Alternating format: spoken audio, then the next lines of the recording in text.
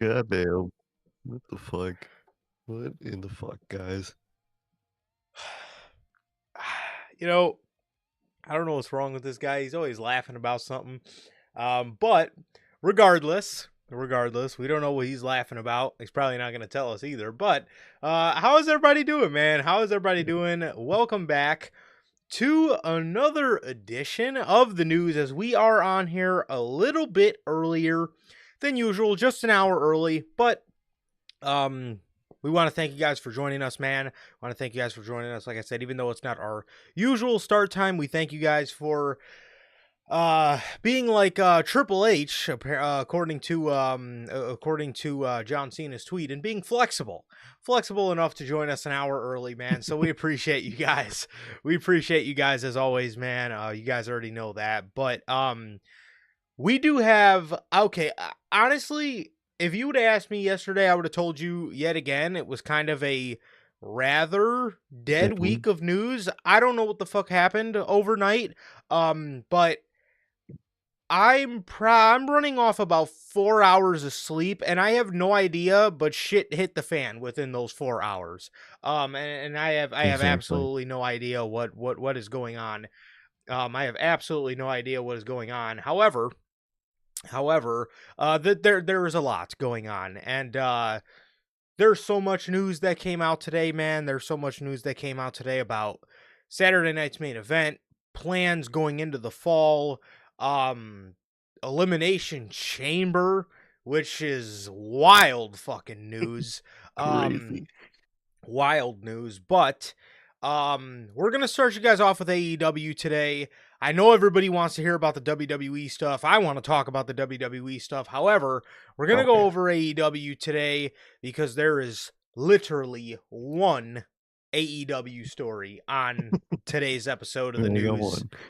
Yes, there is literally one episode, or sorry, not one. There is one story on this episode. So what do you know? Good old AEW, man. Good old AEW around the year of 2025.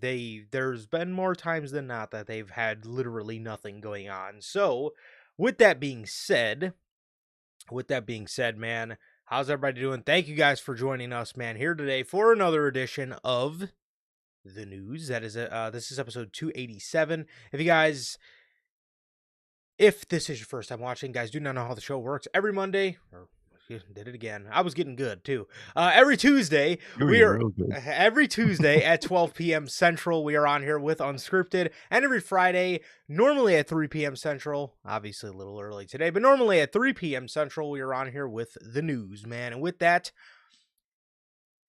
if you guys did miss this past Monday's episode of Unscripted, that is available for you guys on all platforms. That is Spotify, Apple Podcasts, and if you want to see it first, join us right here live every Tuesday at 12 p.m. Central for Unscripted. Also, we will be live tomorrow morning with the Crown Jewel 2025 predictions, man.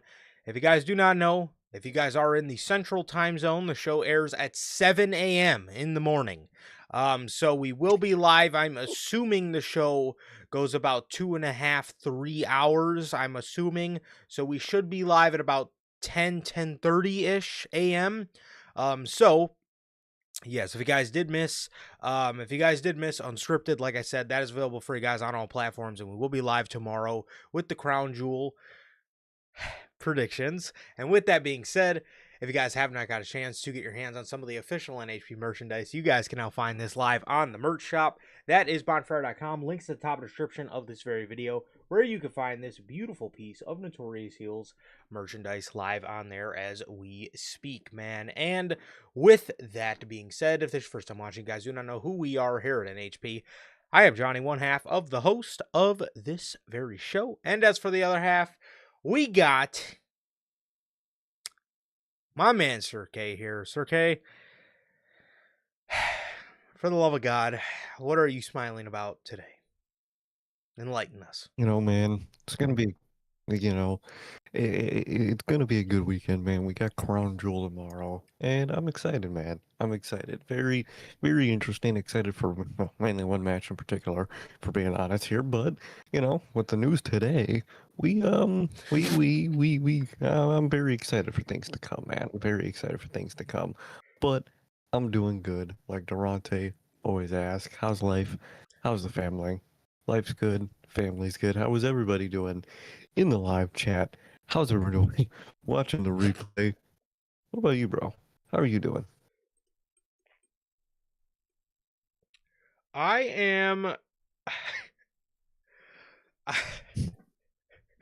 I I am doing pretty good, bro. I am doing pretty good. Honestly, just chilling, man. We obviously have an exciting weekend ahead of us, man, and in just a couple of hours, I don't know the exact number, but in just a couple of hours, we will get to see for the last time AJ Styles and John Cena. So I am very excited for that.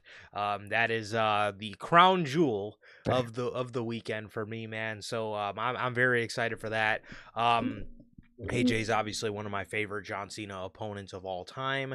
So I'm just excited to see it take place one last time, man. I'm excited. But um Gotti Gotti has an announcement for everybody. He says use code Gotti Devon for 0% off of all NHP merchandise.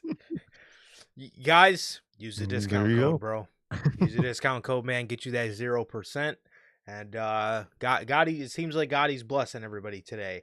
Yeah, Gotti, you can say. I have I have you. got it. You're good. You Yeah, can talk about it. you're good. I've pretty much seen everything.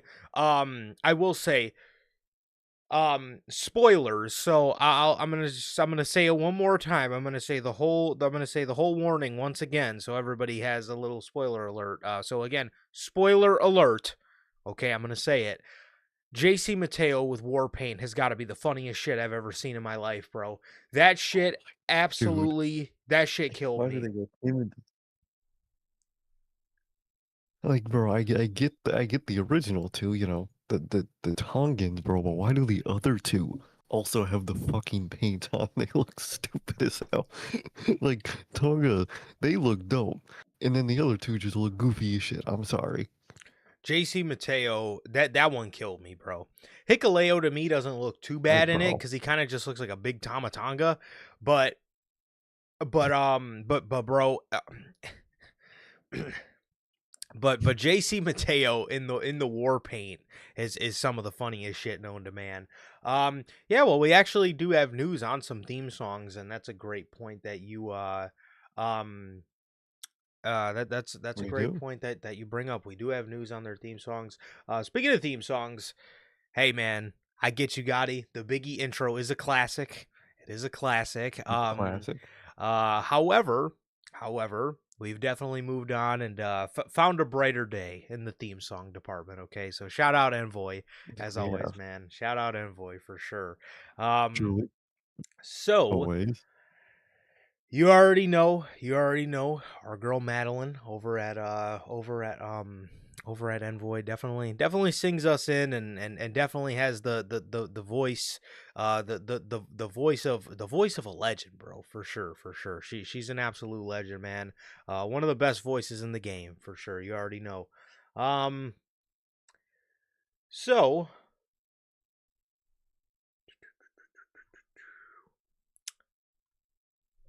with that being said, what the fuck was I talking about? Oh, yes, I'm doing good though. I am doing good. Not too bad, man. Not too bad. So, as for you guys, how's everybody doing in the live chat? And my guys are part of the Replay Mafia, JT and JB. And for the live chat, of course, as Durante always asks, I'm good, family's good. And what about you, Durante, Logan, Bell, OG? And we have the man, the myth, the legend,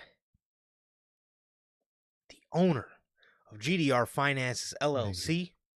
Mr. Walk 'em down and cut they shiz off. Mr. Walk 'em down and run that marathon. Mr. Walk 'em down and cook that shit up. Mr. Walk 'em down and climb that tree. We have Hey.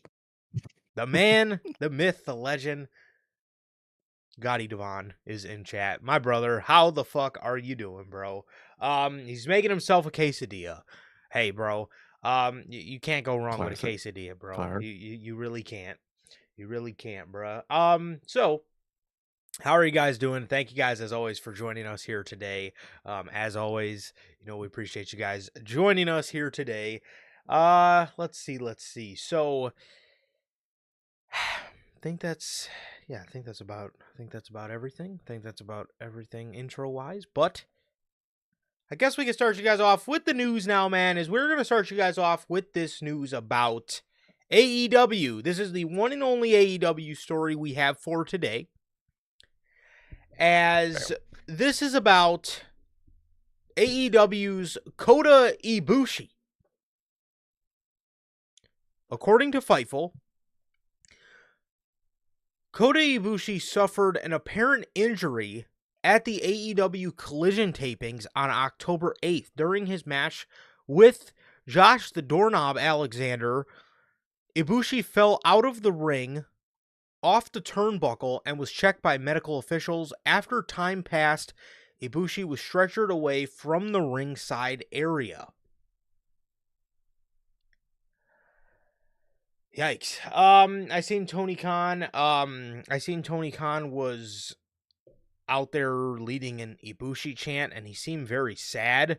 There is I guess a couple rumors going around. There's a couple rumors going around that it's a femur injury, which is obviously very serious. So, man,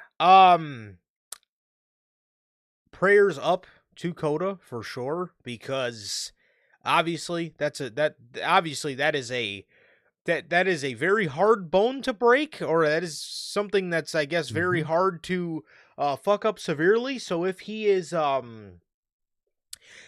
seriously hurt, man, this obviously really sucks. I hope he gets better. I hope we can see him back in AEW in no time, man. And it especially sucks, dude, because he's obviously one of the guys that works AEW part-time. So to see a guy like that, again, who's not around much, show up to a taping and then end up with an injury, man, it definitely does suck. And I wish him the best. And hopefully we can hear more about it, and I guess the severity of the injury sooner rather than later, but hopefully he's okay, man. I hope so, man. I hope so. I hope we could get more information on the situation over time, man. But that really sucks. I hope it's not like a real bad long-term injury, like a lot of the rumors are saying. I hope everything goes well, and I hope he could be back. It just sucks, dude. It sucks. I wish him the best. This is horrible news, especially for someone like Kota. It's unfortunate, man. I really hope that he could get through this and come back and, actually get to be around AEW for once, man. No, for sure, man, for sure. So, Gotti, Gotti, yesterday, if you guys haven't followed Gotti on TikTok, go give my guy a follow. Go give my guy a follow, because he definitely walked him down and climbed the tree, bro. He definitely did. I will say I for sure LOL'd when you just pulled a fucking ladder out of who knows where to go ahead and climb the tree, bro. That was actually I actually died laughing at that, just so you know. But yeah. So hopefully he did mess his finger up, so hopefully his finger is okay now. Or hopefully it's getting better. Hopefully it's good. But yeah, so prayers up for Kota Ibushi. Hopefully, again, like I said, as we hear more about it, hopefully it's not as severe as we think. But again, from the rumors that we're hearing, it definitely Jesus. Oh, my bad. It definitely seems that way. So hopefully everything works itself out, bro. Jesus. You laughing at? Nothing. So regardless, fuck. So moving on here. I guess this isn't AEW related, I would say. Is JC Jane injured? Gotti says I that. guess so. Damn. I'm assuming she got hurt on Showdown. So, Oh, damn. Jesus. That sucks, dude. Yeah, I'm assuming, unless she got hurt on a live event or something. But yeah, hopefully she's okay too. I didn't even hear anything about her. So, hopefully hopefully everything is okay. Hopefully everything is okay with her. So, prayers up to JC Jane as well as our guy Kota Ibushi, man. So, again, speaking of another piece of news, this isn't really pertaining to AEW rather than just wrestling media, I guess, in general. But according to PW Insider, Dark Side of the Ring will be renewed for a 7th season on Vice TV. How you feeling about Dark Side of the Ring coming back? How you feeling about Dark Side of the Ring coming back for a 7th season? Typically, this is not typically. This is, I would say, probably our favorite show to binge watch together. I think it is, man. I think it is. It's a great show. I'm very excited, very curious to see what this, seventh season is gonna have, with episodes and the plot and the story to the episodes. I'm very curious, very excited. Love Dark Side of the Ring, and I'm excited, man. I'm excited to hear about it. Absolutely, absolutely, man, absolutely. Yeah, Dark Side of the Ring, Dark Side of the Ring is one of those shows, man, where it's just like they could honestly put out anything, and like half of these stories I don't even know about, or I don't even have any prior No, knowledge about, but it's like you watch them and it is genuinely it's just some of the most compelling stuff you will ever hear, bro. I mean, it is just man, it's a great show. I'm obviously happy to see it stay. And I think they will continue to be renewed, man, because obviously, just when you think these guys have ran out of stories to tell, they got something for you, bro. They got something for you. So again, every season they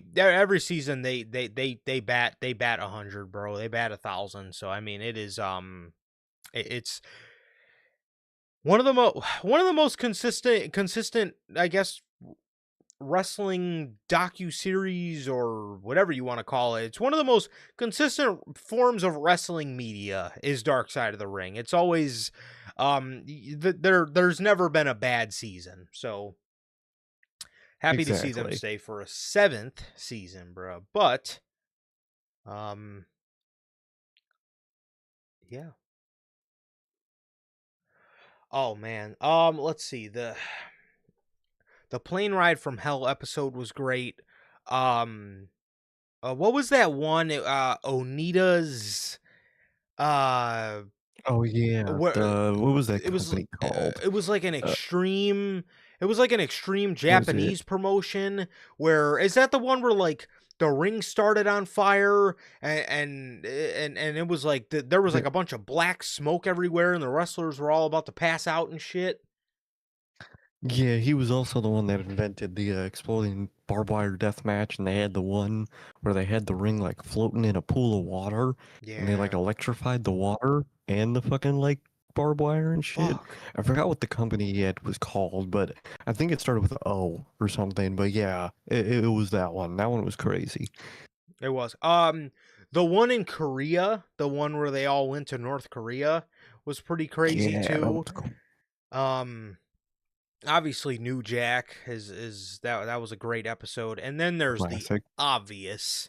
there's the obvious one, the one that the one that everybody the one I think probably the one that got everybody hooked on Dark Side of the Ring, but the Chris Benoit episode is just that is just Yes, beautifully done, crazy. man. That is a beautifully done episode. They they dived into that so well. It was like man, it was crazy stuff.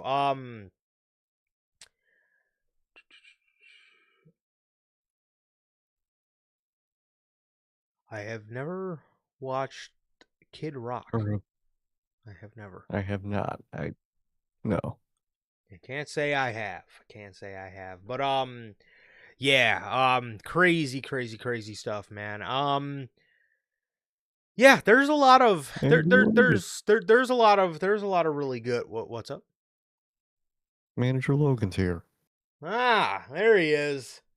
Hello, Manager Logan. He has arrived. He has arrived, man. So understood, bro. Understood. So Manager Logan says he's recording. What can I say, man? Be on your grind, bro. Be on your grind. Can't hate on it. Can't knock it. So what was another good? The Oh, Bruiser Brody episode was great, man. That was fantastic. that one was really good. That What? one was. It was really good. What was? I always forget his name. The dude that punched the journalist. What was his name? David Fuck. Schultz. I always forget his name. I think it was. Yeah, it was. I think it was David Schultz. That one was a good one. Oh, dude. Yeah, that was, man, that rocked him, bro. Fucking rocked that dude. Um, Rock the shit out of him. man, that was yikes, bro. Yeah, that was also too, the one of them we watched recently, the Vince McMahon like backstabbing the territory one, Black Saturday, was it? That one was crazy. Yeah, Mm-hmm. that was nuts. That was nuts, man. That was nuts. That was yeah, he definitely, yeah, Vince definitely, yeah, bro was not playing around, I guess. But that was a good episode too. That was a really good episode. However,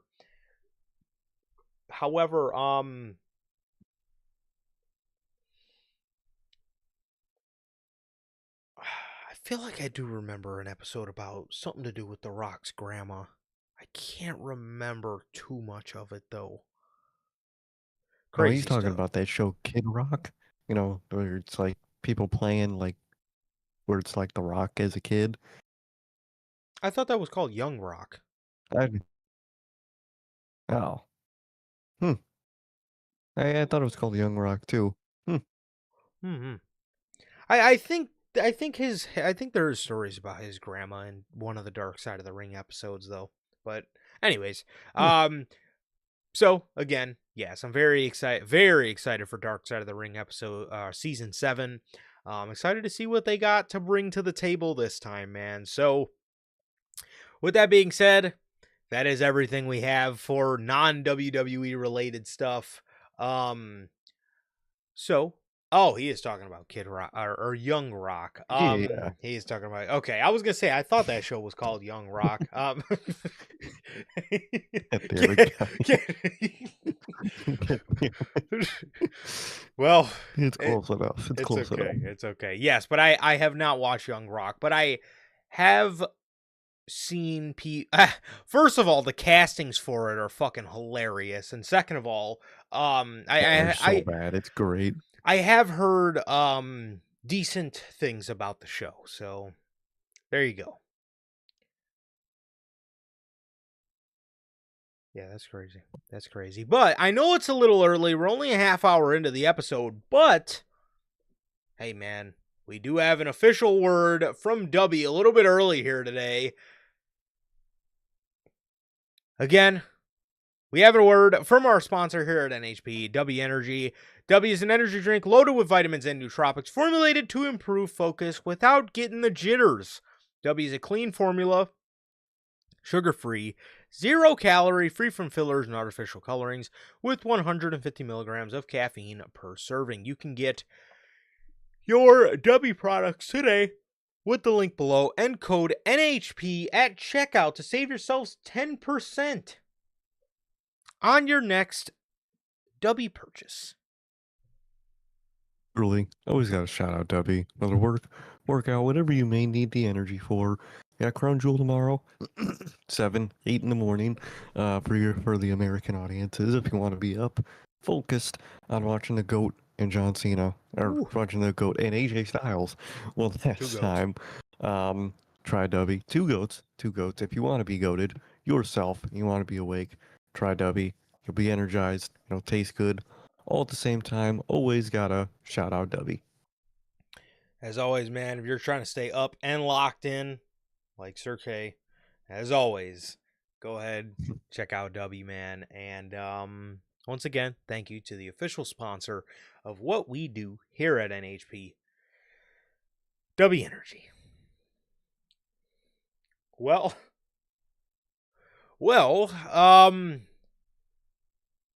my God, where do you want to start, bro? What should we start on the SmackDown Where do creative? we start? We might as well, or should we go into the stuff that dropped? We'll go into SmackDown creative. Okay, so, man, the first story we got throughout the week is a report from bodyslam.net. And they're reporting, okay, well, first of all, let me tell you guys the straw that broke the camel's back. So I guess the October 3rd episode of SmackDown pulled a 1,030,000 viewer rating, which is the lowest rated episode in SmackDown history, excluding the FS1 episodes. I guess this was the straw that broke the camel's back, because according to bodyslam.net, WWE is reportedly undergoing creative changes for their team to improve the overall product on SmackDown. Road Dogg is to remain the head of creative on SmackDown, but there are set to be additions to the team to make the show more enjoyable going forward.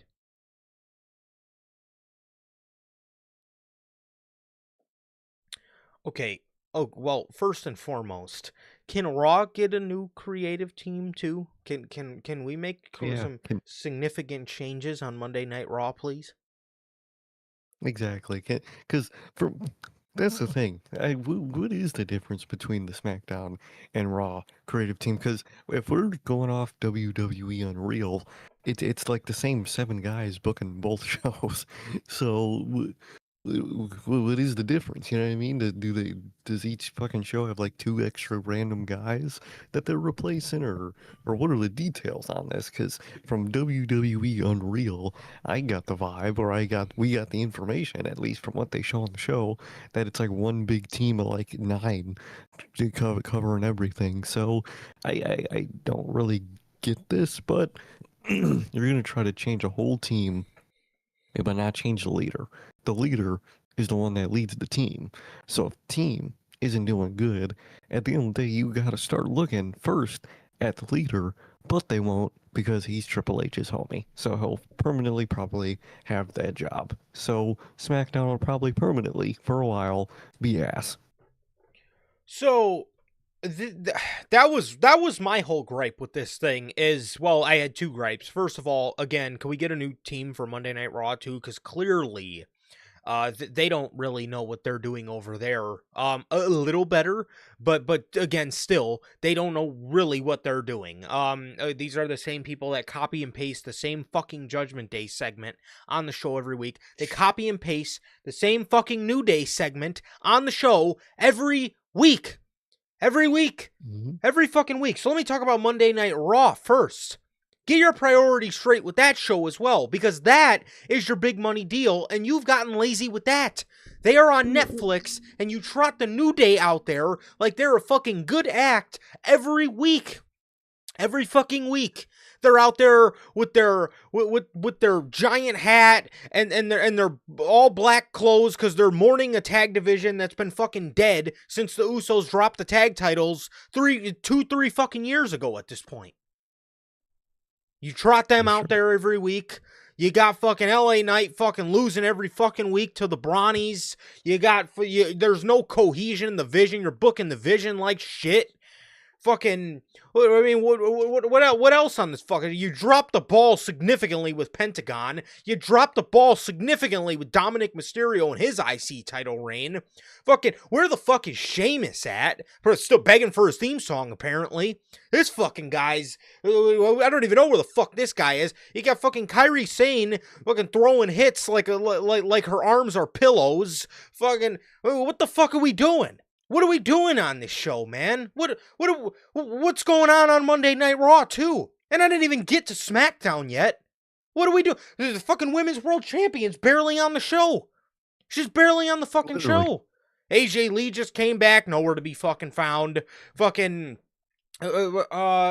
Jesus, give me some more. You got you got 3 El Grande Americanos running around on the show. Your tag division's so far down the fucking gutter. I can't even. It's so far down the well. I can drop the penny and not even hear the noise when the fucking penny hits the fucking bottom of the well because it's so far down the fucking in the dumps. You got room for 3 El Grande Americanos, yet we have yet to see the Creed brothers. We don't see the War Raiders. We don't see Tyler Bate and Pete Dunne because they're fucking Rayo and Mayo at this point. What the fuck? What the fuck? Ludwig Kaiser's El Grande Americano, and I can't find a fuck to give. You still have, AJ Styles, homies with Dragon Lee for some fucking reason. They're gonna get me started on Dragon Lee. It could be a great part of your mid-card division. This guy's fucking around in a team with AJ Styles. They're literally AEW's Brodito. That is Monday Night Raw. CM Punk comes out every week, says a bunch of fluff. Fucking... What the fuck? Paul Heyman comes out every week, says a bunch of fluff. Seth Rollins comes out every week, says the same shit that he said the fucking week prior, and then the week prior to that. What are we doing? What the fuck are we doing?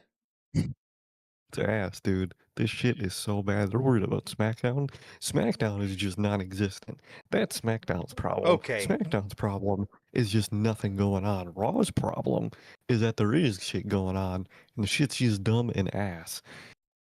You got the same. You gotta copy and paste every fucking week, and now I can get to you because now I have to cook you up. SmackDown. What is that show? Honestly, it would make no difference to my soul if that show did not air. If that show just flat out did not air every week.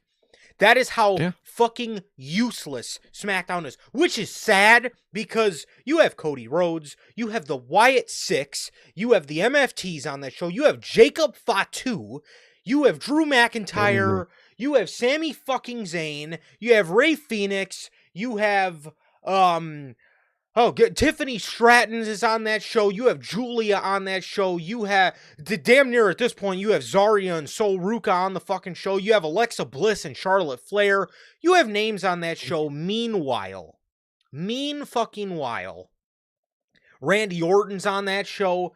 Meanwhile, that show is the most useless piece of horse shit I've ever seen in my entire life. You have Cody. Why did Cody Rhodes win the championship back at this point? Why? Can anybody give me a logical explanation as to why Cody Rhodes is the WWE champion, other than the fact that Triple H just fucking loves the man, and he loves to glaze him on social media, apparently, in the most That was one of the most saddest posts I've ever seen in my entire life. Holy dick ride. What was that? Holy gobble that shit up, bro. What the fuck was that post, bro? This is what it takes to be a hashtag at WWE superstar. He's doing all that. Like, dude, what is that post? Sorry, you didn't make Cody. That post for Roman. Felt like I had to post this. What? What? You're just trying to make the man look good. Now that makes me scared about tomorrow. He making a post like that, dude. Dude, I swear to God, SmackDown is pointless. Why the fuck did Cody Rhodes retain it? Why is John Cena still not a world champion as a babyface? Why the fuck is that not the case right now? Why is Cody Rhodes doing nothing with that fucking title? Because he embodies a WWE superstar, I guess. Can he embody interesting television? Because that's what a WWE superstar is. Interesting television. And right now, Cody Rhodes is not that. The Bloodline is that. Fucking everything else on SmackDown can Jacob Fatu can be that. So many things can be that. And it's not Cody Rhodes right now. That actually that actually was one of the saddest posts I've ever seen in my entire life. Oh my god. This is what it takes to be a WWE superstar? Are you actually fucking kidding me? So, when you were booking John Cena's retirement tour, did you think that about John Cena? Did you think, let me give this guy good booking because he is what it embodies to be a WWE superstar? Did you think that for John Cena?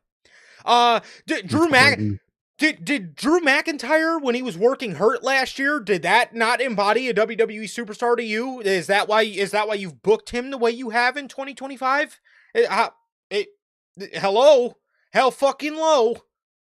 Does Drew McIntyre not embody a WWE superstar? Because clearly he doesn't. The way you've booked him. CM Punk? What the fuck? Embodies a WWE super. Yeah, I guess LA Knight doesn't embody a WWE superstar the way you book him. I think he's so far it was either last year or so far this year, he's had the most matches and most appearances in the company. It was LA Knight or is LA Knight this year. It was either this year or last year. Is that not literally what that post was about for Cody? But you fucking don't do anything when LA Knight does that for like 3 years straight. Get out of here, man. I mean, get the fuck out. Holy glaze party, bro. I mean, what was that? What the hell was that, man? SmackDown. Again, I ask, why is Cody Rhodes the champion? Why is Cody Rhodes the WWE champion? This dude is having this dude is bringing his championship around his buddy every week so his buddy can stare at the title. That is what Cody Rhodes ended the Never Seen 17 championship reign for. That is what. So you took the championship off of John Cena so the championship can get stared at. You kept Jacob Fatu off of television. One of the best part about SmackDown, not named John Cena at the time, the best part about the fucking show was off TV for like 2 months. You got Solo Sikoa running around with this oralist fucking group. You have the Wyatt Six that you... I mentioned earlier how, dropping the ball with Pentagon and Dominic Mysterio. If you drop the ball with those guys, I don't even know what the fuck you call what you did with the Wyatts. I don't even know what fucking... that's St. Valentine's Day Massacre at that fucking point. You slaughtered them. You fucking slaughtered them. And again, you have Tiffany Stratton all calendar year has been feuding with Nia fucking Jax. Her whole title run has been facing Nia Jax, dude. Except for fucking right now. Because she has to face fucking the other women's world champion, who you don't even show on her respected television. That's the reason. Good Lord. Sami Zayn's doing okay with the U.S. title, but can we talk about what was happening with the U.S. title before that? Nothing. What the fuck?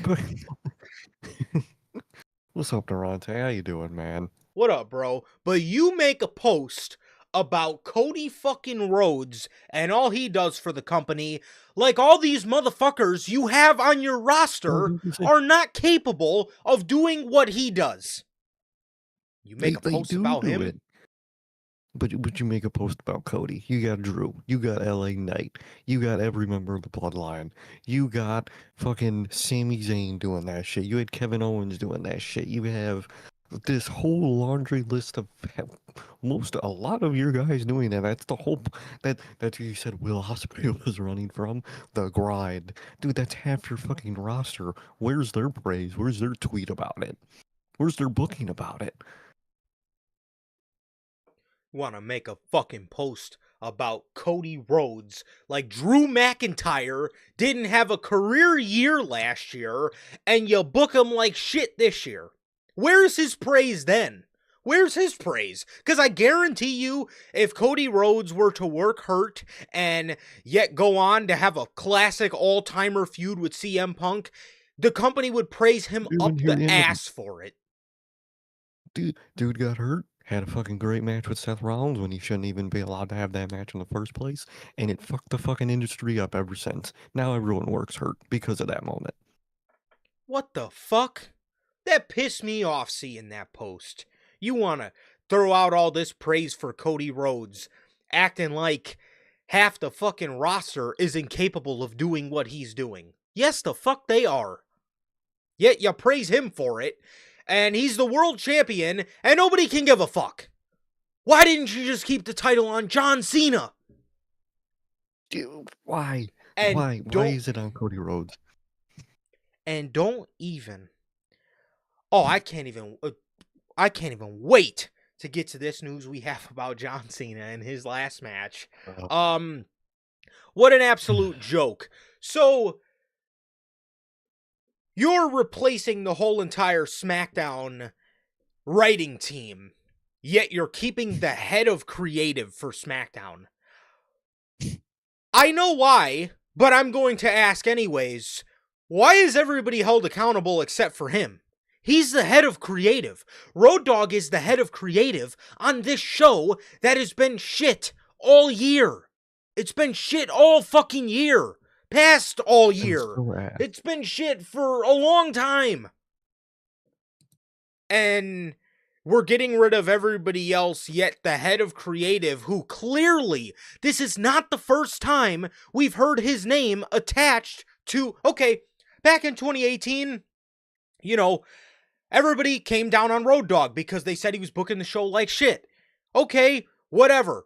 Obviously, earlier or sometime last year, he got the head of, or a couple years ago, he got the head of creative, and, there was posts and there was articles made about, it wasn't Road Dogg, Vince shot down all of his ideas, so everybody gave the guy a second chance, and the show's still shit. So fucking clearly, what you did back in 2018 wasn't all fucking Vince. I'm sure a lot of it was, but clearly, when you do have the reins, and when you do have clearly some type of control because your boy is the chief content officer, the show is still shit. So what's the problem now? And why is he not being held accountable? Because we all know why. Because his homie is the one that runs creatively in this company, and he's going to keep his job where he is because Triple H is his boy, and he's going to have this spot until Triple H doesn't have his spot. Ridiculous, bro. Ridiculous. So again, I ask, why is he not being held accountable? Why? And so, tonight, the stuff, like me and Sergey were talking about this before we came on, but the stuff I seen from SmackDown tonight, I can see the effort, but one episode doesn't change everything. I need to see this change throughout. And again, constant.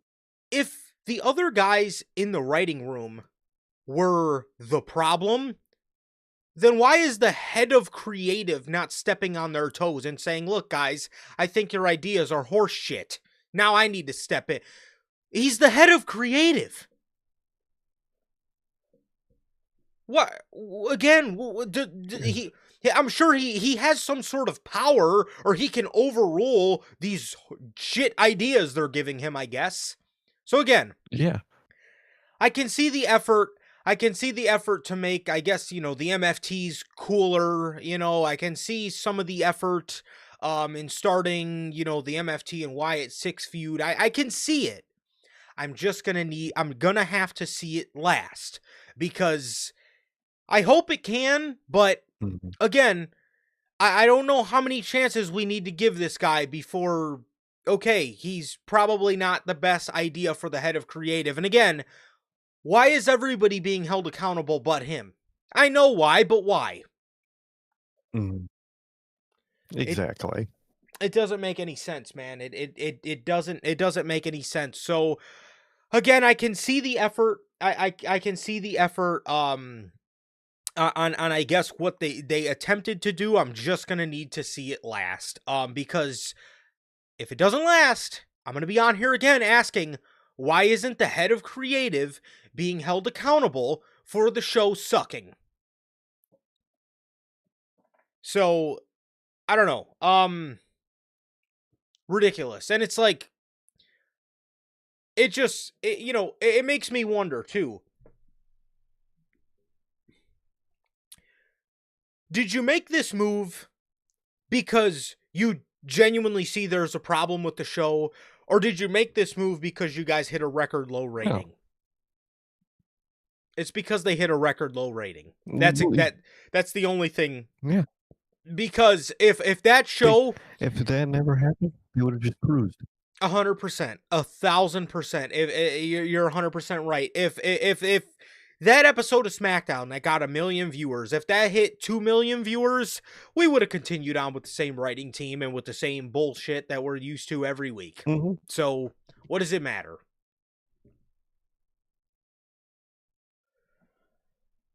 So I don't know. Hopefully they can pick the shit up, but will they?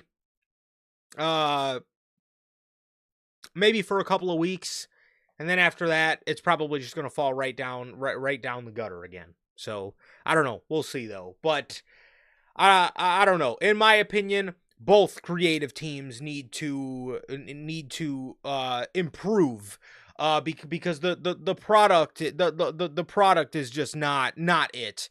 And they really need to pick up the slack, because it is this year largely has sucked overall. It has 100%.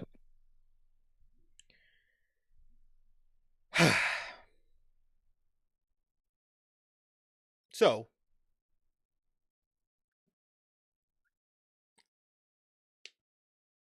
yeah. Oh yeah, I saw. Did you see that Dynamite rating? Speaking of ratings, oof. Yeah, I did. That was bad. That's a bad rating, dude. Yeah. Even AEW fans were like, "Yeah, that's pretty bad." Man, yeah, they holy shit. I think they got like a 300,000. I think they got like a 320 or something. My God. Ooh.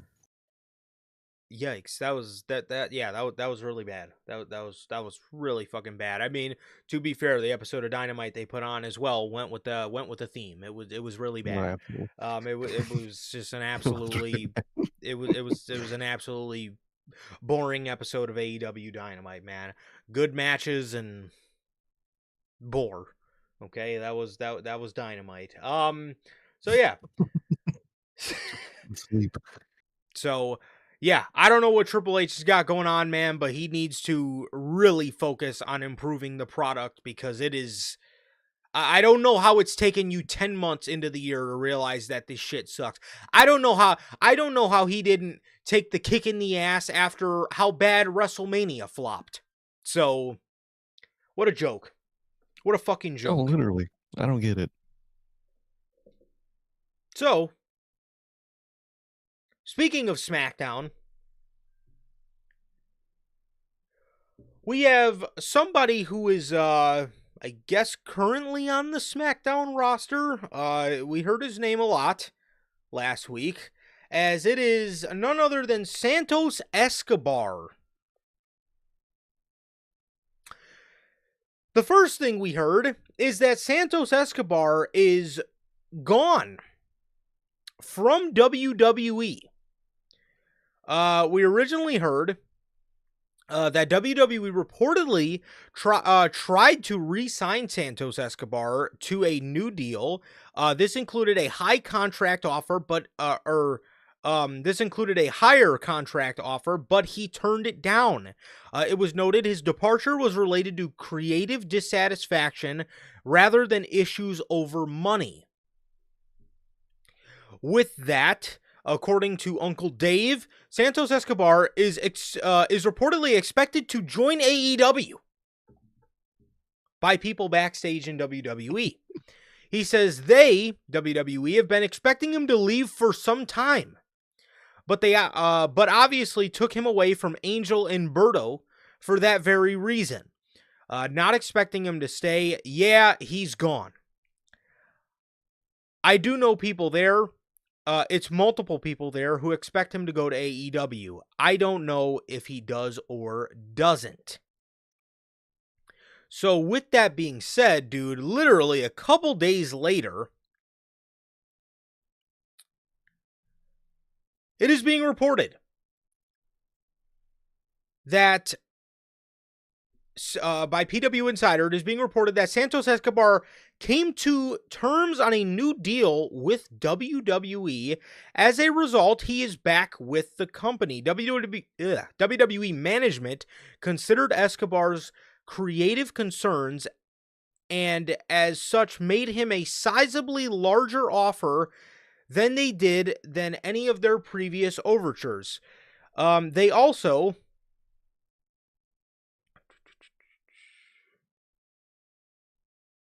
yes, it then reiterates again. They also did expect him to head to AEW. There was, however, no evidence that there was ever talks opened with him in AEW, although they did expect him to join. And I think you could see that with some of Rush's tweets about making LFI bigger. Please fucking thank God that did not happen. So God. yes, they did, I guess, talk to him about his creative dissatisfaction and gave him a larger money offer. So, but according to this first report, money was never the problem, which it's the old saying, it's either cash or creative. And I guess in this situation, it was creative, which I absolutely respect from Santos Escobar, man. You know, I don't know what was said, but I'm assuming, obviously, it says they did, I guess, say what they said to him that did satisfy his creative needs.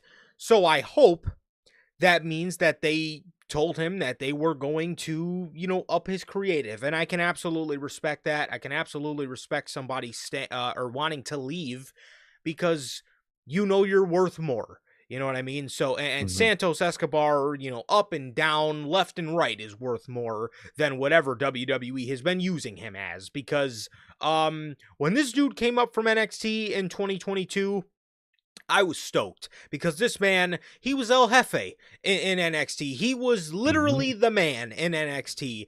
I fucking love Santos Escobar. I thought he was going to do phenomenal on the main roster, and they used him like shit. And it's because apparently Triple H only knows how to fucking glaze Cody Rhodes, and that's all he gives a fuck about. And Santos Escobar, he's just another another guy that I compare with a bunch of Mexicans, because that's all I fucking know what to do with Mexican talent is pair them with other Mexican talent and or AJ Styles. So, that's all I know what to do with Mexican talent. So I'll fucking throw Santos Escobar in Legado del Fantasma and, have him carry out the rest of his days doing absolutely nothing, even though the guy's absolutely fucking tremendous. So, that's all he ever did with the guy, and it's absolutely frustrating. He's back now, and I just can hope for dear life that they actually use the guy in a genuine way that's actually good for his career. Oh, exactly. I'm glad that he was able to go through with this and get a better contract, man. It's obvious under the TKO regime, being a good soldier gets you nowhere and just gets you released at the end of the day. Unless you're Cody Rhodes, then they'll be fucking gobbling it up for some reason. But other than that, being a good soldier at the end of the day gets you nowhere nowadays in WWE, and you have to fight and you have to, leverage. You have to leverage other companies. You have to leverage creative money, all this shit. That's what Santos did, and it's good. That's good for him to do. I think more people should do it, and I hope more people do it. Make them give you more money. Make them give you better creative. It's sad that you have to do that nowadays, but if you have to do it, then go ahead and do it, man. And he did it, and I really hope it pans out, man. I hope they really use him, in the coming months and whatnot. I am scared because WWE does like to punish this kind of thing. Look at R-Truth. They were forced to re-sign him. He came back as a very serious, very interesting character. and within about 3 weeks they reverted him back to an even more comedy central version of his character, and we haven't seen the guy since, man. So hopefully they don't punish Santos like they did R-Truth, and I really hope he could be used because he's a great talent. I think he's really fucking dope, and I really hope they fucking use him. I was gonna say, when you speak about like the Mexican talent that WWE has, he's one of the better ones. He's He's probably one of my the best. favorite one that Yeah. they have. He's At least when you talk from a potential standpoint, definitely not a booking standpoint. But again, that El no, Jefe character, you can't tell me that won't that's get dope. over. You cannot fucking tell No, me that if Triple H put effort into that, that would not get over. Dude, again, Shawn Michaels did it. Call your best friend and yeah. ask him for some fucking advice. Literally, exactly, dude. It was great, and especially with like Andrade gone, he's probably number one Mexican talent on that show for me. Him and Penta Yep. should be running essentially their respective mid card divisions, and for Santos eventually the main division. He should be a main eventer eventually, dude. And I really hope they go through with this, man. I really hope they do. Santos got that call from Tony Khan, heard the name Don Callis family, hung up, called Triple H back, got his contract good and ready, and I respect the fuck out of that. We don't have to see him in that god awful fuck ass faction that is Don Callis family, or that Ugh. nothing faction that is fucking El fucking whatever the fuck. And I'm glad. I hope everything pans out. Hopefully, man, hopefully. And I will say, um if I were to choose him barely on television in Legado del Fantasma or on TV every week with the Don Callis family, then just don't be on TV and stay with and stay with Legado. I would rather you do nothing in WWE than do something in AEW but be with the Don Callis family. That is absolutely one of the worst Exactly. visuals that any human can possibly be a part of. I would hate to see Santos um It's in that group. delegated to that. Yeah, Mhm. that is actually the depths of hell, man. That is the depths of wrestling booking hell. Is the Don Callis family?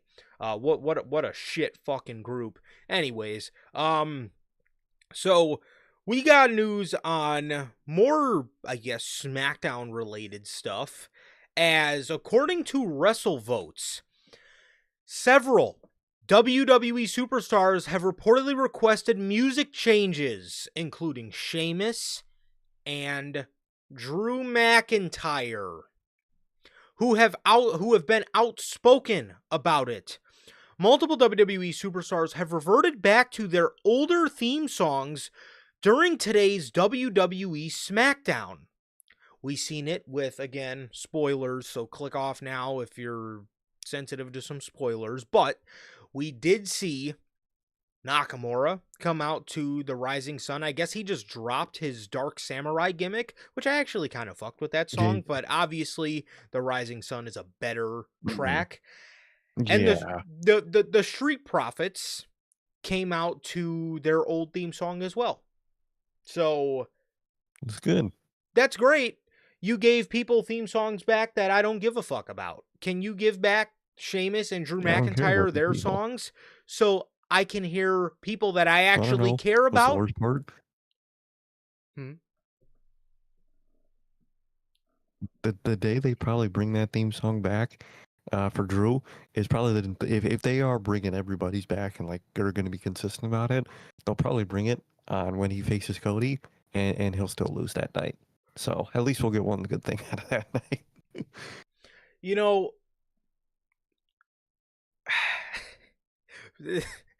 this is probably true. Yeah, they probably will bring it out for a Cody It's Rhodes match. and Um, so then fucking lose. we have again, we have Nakamura and the Street Profits coming out with their old theme songs. That's great for them. Again, I don't care about them.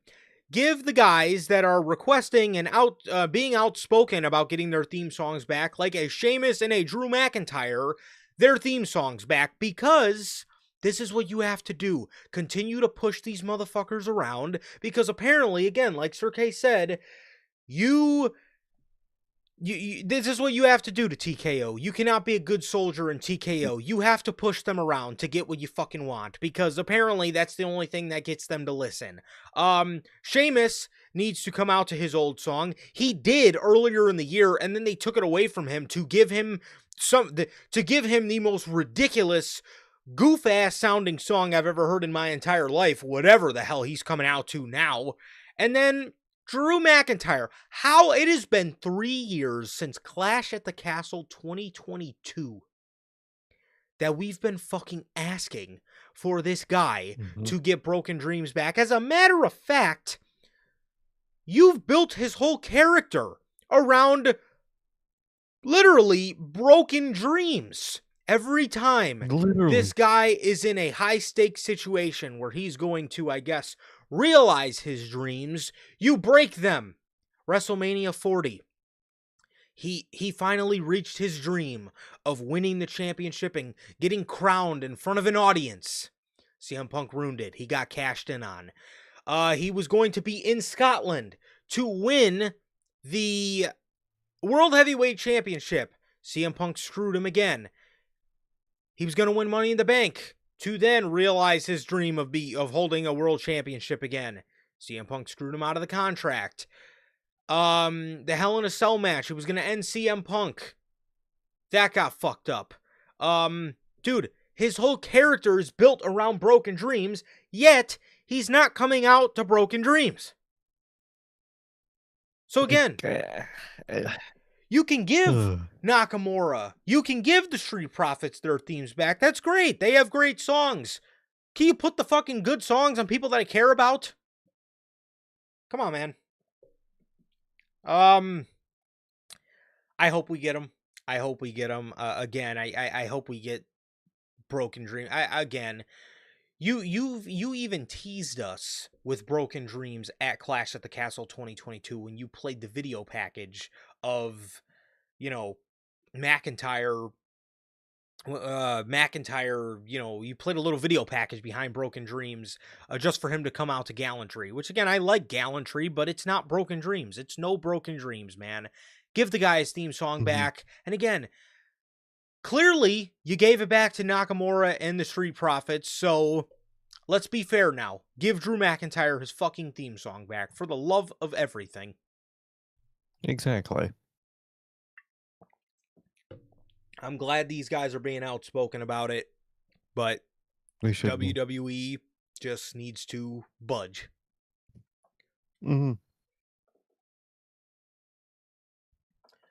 Hey, no disrespect to the Rising Sun. It's an amazing song, and the Lee England Jr. violins. Oh my God, it's an absolute banger. However, I'm all the fucks that I gave about Nakamura are back in 2018, and I ain't going back. So yeah, it was shattered in 2018. Absolutely shattered, bro. However, we do have some more news on Drew McIntyre. So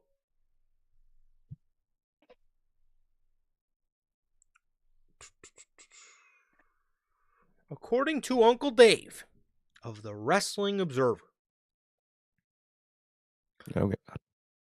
Cody Rhodes is scheduled to defend the WWE Championship at Survivor Series against either Drew McIntyre or Jacob Fatu. Okay. Drew McIntyre versus Jacob Fatu is planned for Saturday night's main event on November 1st, in which I'm assuming that's going to be a number one contender match. I'm assuming. I would assume so. Holy shit. Again, I like that this SmackDown creative team is, I guess, willing to take a risk. However, there's also the option that this isn't that this is just going to be WWE going with, I guess, the lazy option and, just putting the championship or putting the title match on Drew McIntyre just so he can go and get packed up to Cody Rhodes, like he fucking did at WrestlePalooza. Bro just got packed up to Cody Rhodes. Honestly, with the McIntyre and Fatu feud, I could see this being a no contest. I could see this being a triple threat match at Survivor Series. I could. Especially with how, like, just safe Triple H likes to play it, or just WWE likes to play it. They're not going to want to choose between one or the other, and they're just going to do a triple threat. Because I will say this. It would be a great idea, yet a horrible idea to have Jacob Fatu go against Cody Rhodes one-on-one, because everybody's going to want Fatu to win. And if Fatu doesn't win, there's going to be a lot of angry people. So that's probably not the best idea. That is probably not the best idea. However, doing Fatu versus Cody Rhodes would be ballsy.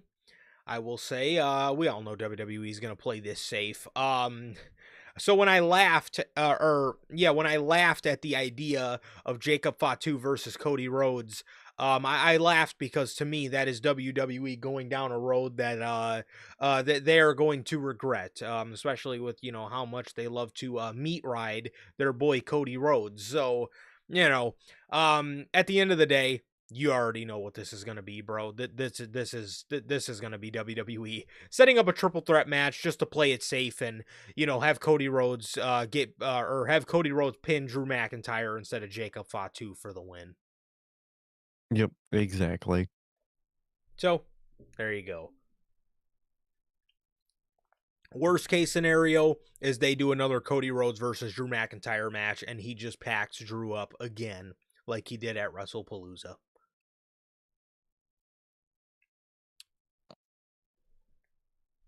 Well,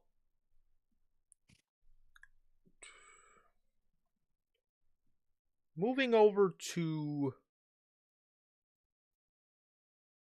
Actually, speaking of Survivor Series, and speaking of Jacob Fatu's cousin, Roman Reigns.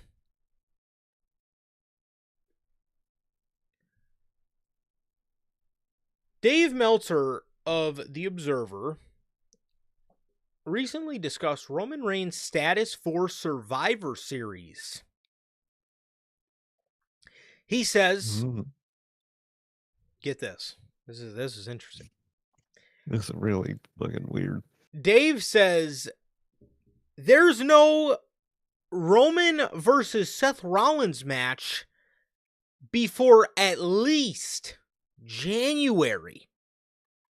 And okay. I doubt January because I'm sure they'll both be in the Rumble.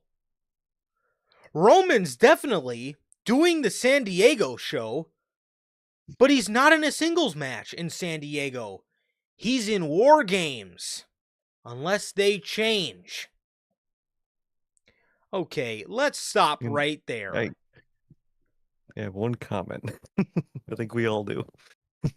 If you didn't catch it, I hope you caught it, because I fucking caught it. Let's go back. I love Dave Meltzer, bro. I genuinely do. He's the best. He's so confident, too. That's the best part. I repeat, there is no Roman versus Seth Rollins match before at least January. Because I'm sure they'll both be in the Rumble. Now, Dave. Big Uncle Dave. I got a question. Okay. How is Seth Rollins going to be in that match, Dave? Dave. Big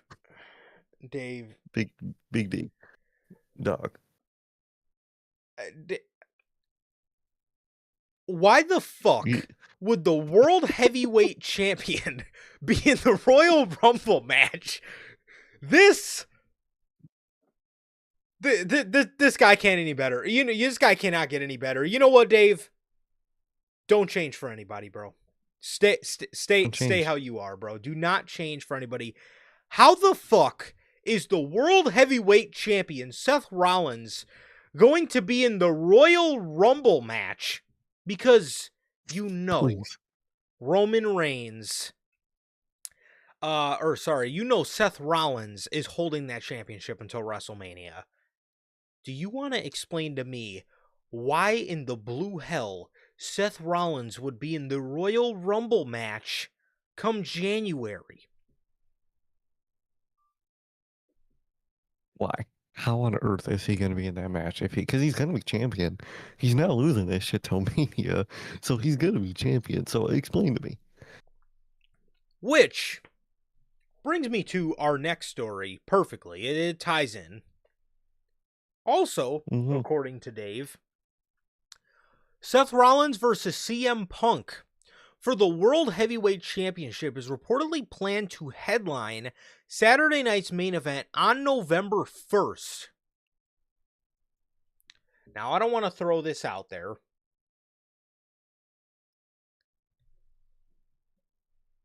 What are the chances we get lucky and this Seth Rollins reign versus, CM Punk ends at Saturday night's main event on November 1st? Slim, right? I would think. There's no way. It's slim because everybody and their mother, for some reason, thinks the Mania matches are going to be Cody Punk and Seth and Roman. And they both respect. Yes, but everyone thinks that apparently for some fucking reason. I see that post every day. That's going to be the match at Mania. All right. But like, and that makes no sense because why on earth would CM Punk be so hell bent on Seth Rollins in the World Heavyweight Championship just to go for Cody, just to give up, not get his lick back on Seth, and just go for Cody? That is the dumbest writing in the world. So he's gonna be facing him either at WrestleMania or maybe he finally just wins here and that's how they wrap this up. But that's extremely wishful thinking. That's betting on the lottery, wishful thinking, and you ain't winning. No. Yeah, so when I seen this, the first thing I thought was, there's no way they actually like end this at Saturday night's main event. Again, I had to throw it out there, just for discussion to see where your guys' head was at. But, like, I think there's no way. Honestly, we're probably going to get the safe outcome, and the Vision's going to screw him over again. And he's probably going to call AJ Lee again, which is then going to lead into, AJ Lee coming back. But this time she wants to come back for Becky's championship and all that type of stuff. I guarantee you it'll be something like that, something along those lines. However, yeah, I mean, this is this is interesting that they're doing the match here again. It's very interesting to me because why are you doing this match again if this is your Mania match? Which is the part that scares me. Because you're running this match again, you have to know your audience is going to get fatigued at some point, and you mean to tell me you're going to run this match back again at Mania one-on-one unless they don't.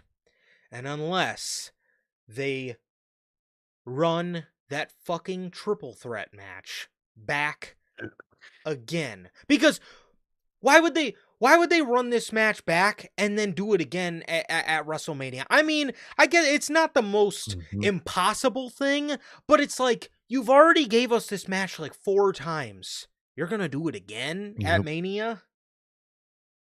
think they're going to switch it up by This is the 3rd match. This Saturday night's main event match, because there was the Netflix one. There was the steel cage. I swear there was 3. Which is even if this is there was 3. Let me see. Let's see. I'm pretty sure.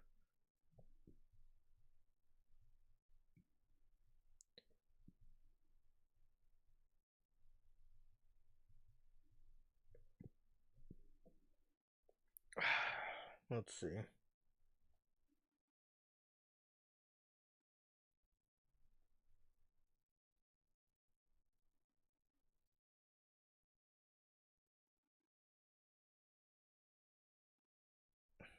Okay. Okay, that makes this even worse. Okay. Oh no. So, don't you think, if you're building a feud, wouldn't you want to save the trilogy match, the third match, until, being that they're both 1-1, don't you think they would want to save that for Mania? They have faced each other twice. Don't you think they would want to save the trilogy match for WrestleMania? Unless they have something else in mind for WrestleMania?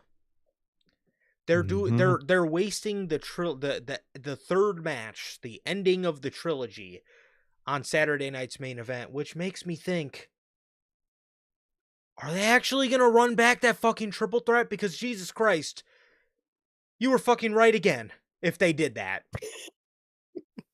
Dog, like it just aligns. They're constant. Roman connected to Seth. They're keeping Punk connected to Seth. He's gonna keep that world title. They're keeping Punk connected to Roman. Think about what he said to Jey Uso on Monday. I don't like little Roman. Exactly. You think Roman sees and hears everything. He's gonna see and hear that.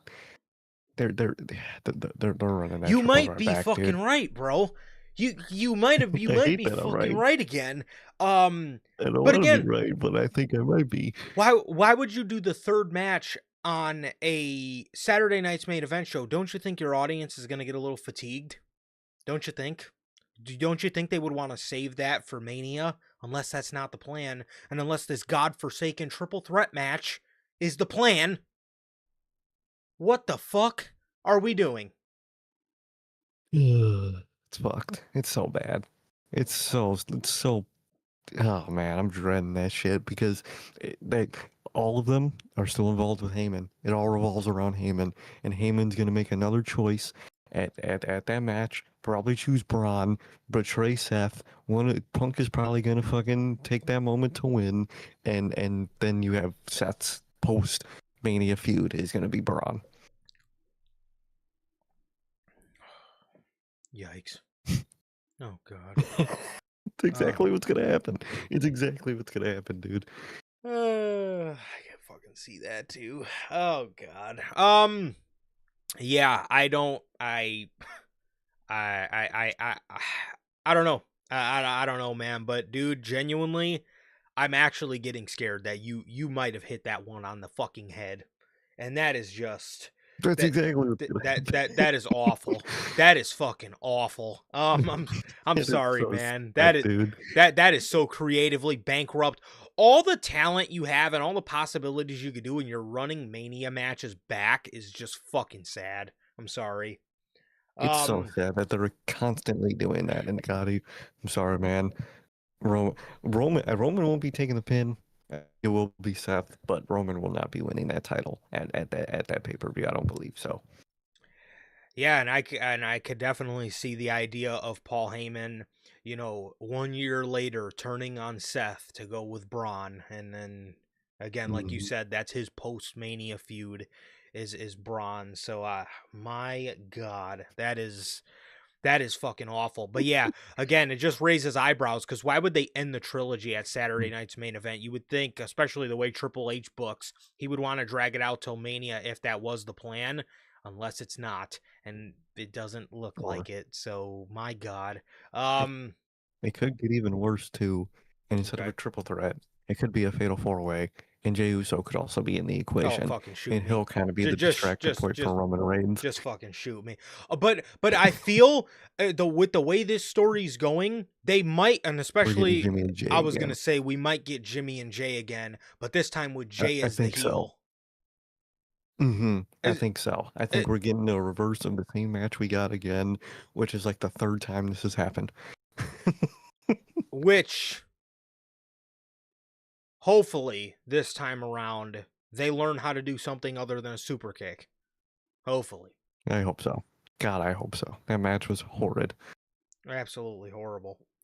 So, yeah, that is that. So anyways, going back to Roman Reigns, it looks like he is going to be at War Games. But what is the whole thing? What's the deal with War Games? You might ask. What's going to happen at War Games? I know a lot of people were expecting the babyface Avengers with John Cena and whatnot.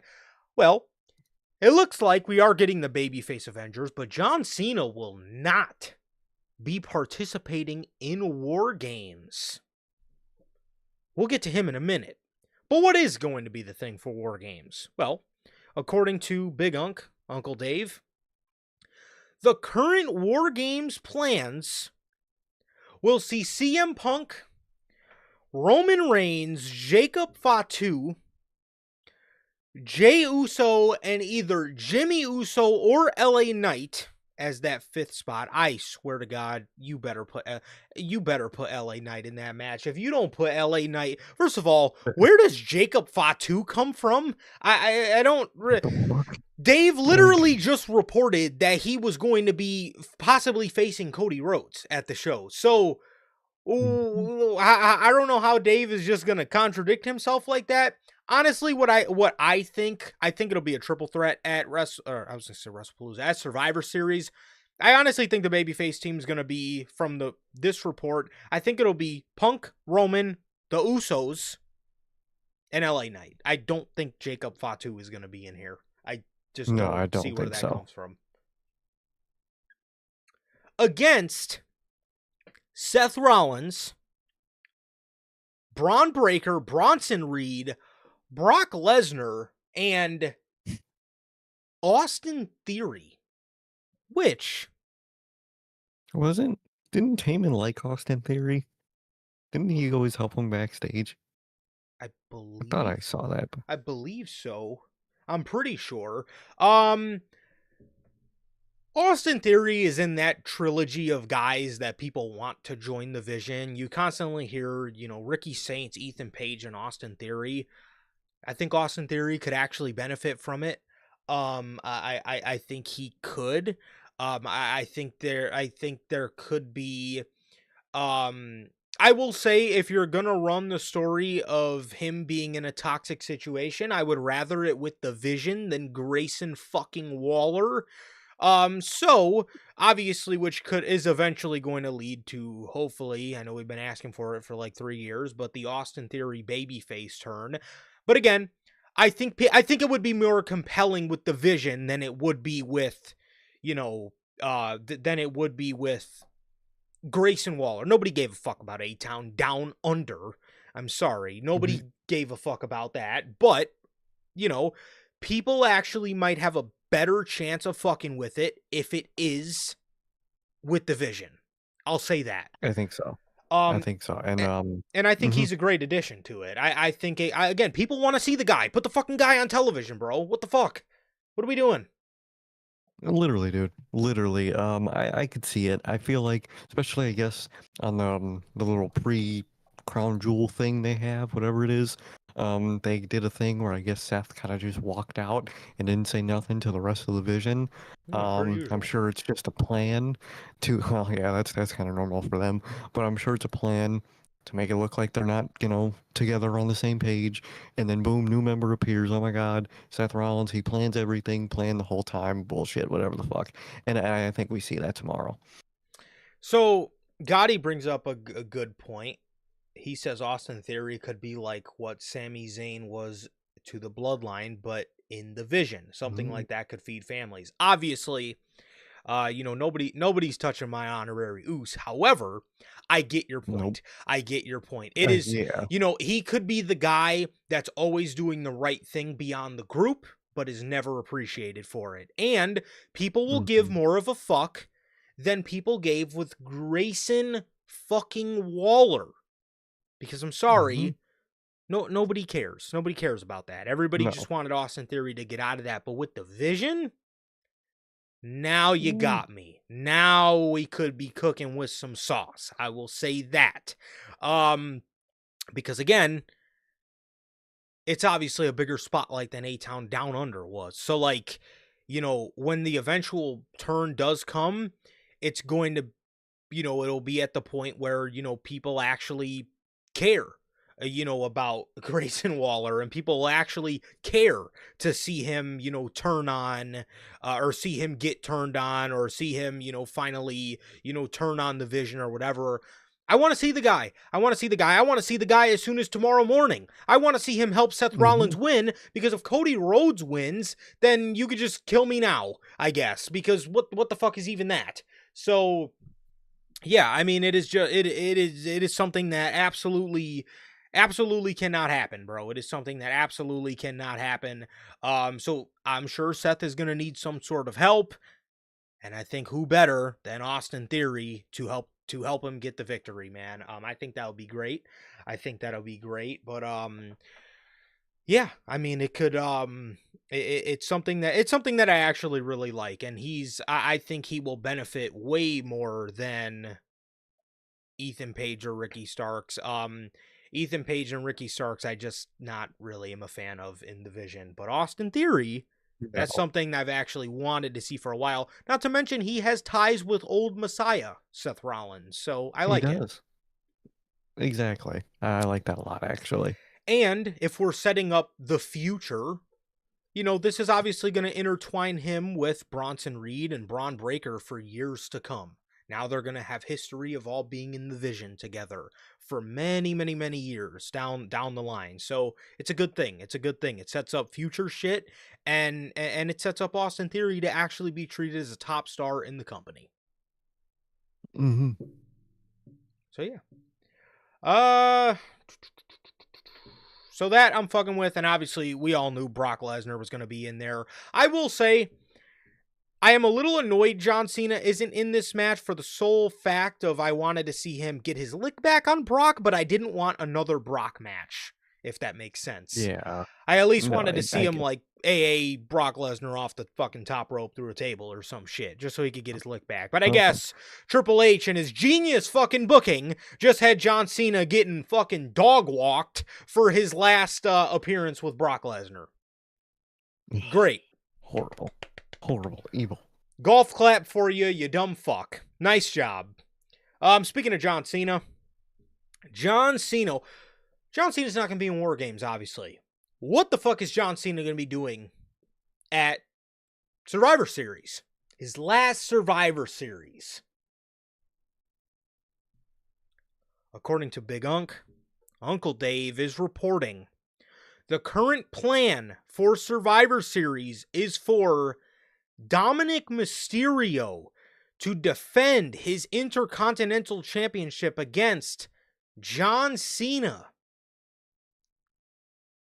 Whoa. Man. That's crazy. That's cool. That's a cool match. That's interesting to see. Look at that. I can't say I'm against it. And let me tell you, I said it last week, and I will throw it out into the universe again. Have John beat Dom, and then have him drop it to Gunther. Gunther carries it into WrestleMania and defends that bad boy against Ilya Dragunov. Give me it, bruh. Give me the match. That will cook at WrestleMania, bro. But as for Dominic and Cena, I am fucking with that, man. I am really fucking with that. I think that's a great idea. You can have John Cena chase the championship that he has never won, and you can have him on his way out become a Grand Slam champion 2 appearances before he's done for good. And I think that'd be a great idea, man. I think that would be a great idea. I love this. Yeah, I'm loving this, man. I think that's a great idea. And I think it's one that they should absolutely do. So pencil it in, Trips. Pencil it in. If you can do anything right this year, then please pencil Dominic versus John Cena in for Survivor Series and have John Cena win the IC Championship at Survivor Series, bro. I'm fucking with it. I'm really fucking with it. I like that idea a lot. I think it's a very good idea. And have him win. Have him win it. I'm down. Let him finish career by winning it all. For sure. For sure. So we got Oh man. We have, my God. Speaking of John Cena, Yeah. according to Uncle Dave of The Observer, WWE expect leading political figures to be invited and attend Saturday night's main event with John Cena's final match. Why? U.S. President Donald Trump has not confirmed coming. Right now, the belief is that there will be a ton of people from the White House at the show, but Trump is undecided at the moment. A lot of major people have already told WWE they are coming.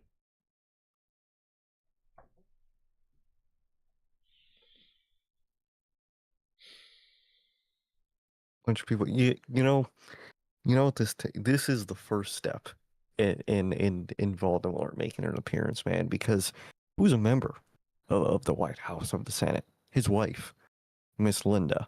I'm sure we'll see her there. I'm sure that'll be the first step to what I said a few months ago, man. But Yep. that's horrible. Why are you doing this with John Cena? What is your beef with John Cena, dude? Can he just have his moment with wrestlers and his family there and call it a night? Why the fuck are you making this a rally? What are you doing?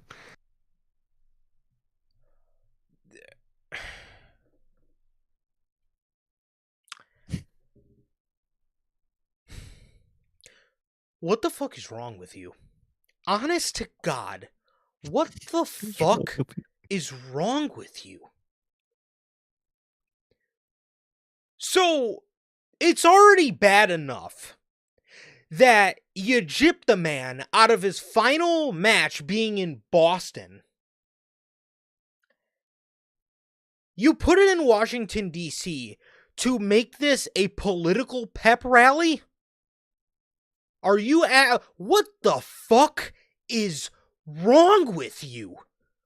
This night, December 13th, we're about almost 2 months away. This is about one man and one man only. I have had enough of this. Look at who's in the crowd. Look at how cool we are bullshit. I don't give a fuck if you're in Washington, D.C. I don't care. I don't care where you are. I don't care to see your rappers or your political figures or your UFC buddies or your fuck buddies or your side hoes, or I don't care who is in the crowd. This night is about one man. That is John Cena. That is John Felix Anthony Cena. That is who this night is about. And you want to invite political figures as if that fucking matters? These people don't care about John Cena's final match. So instead of putting it, if you weren't going to do it in Boston, you couldn't have at least put it in a Smark or a Smart Mark audience where you're actually going to get diehard fans at the show who actually want to see John Cena retire. These people are going to be fucking sitting there, these guys are going to be sitting there with their fucking hands on their ass. Like, what the fuck? Mm-hmm. These people don't care. This is your priority for a guy who is widely regarded as the greatest of all time in this business, a guy that gave you 23 years of service. This is what you do. This is what you gyp him that hard. That is a slap in the face. And I gotta say, for these antics that they're doing towards the end of this whole John Cena retirement run, I can actually never forgive TKO, and there will always be a small part of me that seriously envies TKO for the bullshit that they are putting around this man. Because if I was John Cena, I would have walked up to Triple H and socked his dumb fucking face already by now, because that is actually bullshit, bro. You mean to tell me you're turning John Cena's final match into inviting leading political figures? I don't give a fuck about them. People are there to see John Cena, and you want to invite political figures. You want to invite people that don't give a fuck about John Cena to John Cena's final match. Go fuck yourself. That is actually this is actually starting to piss me off, because Just when I fucking think we can't get any worse, this comes out. Are you actually kidding me? Are you actually kidding me?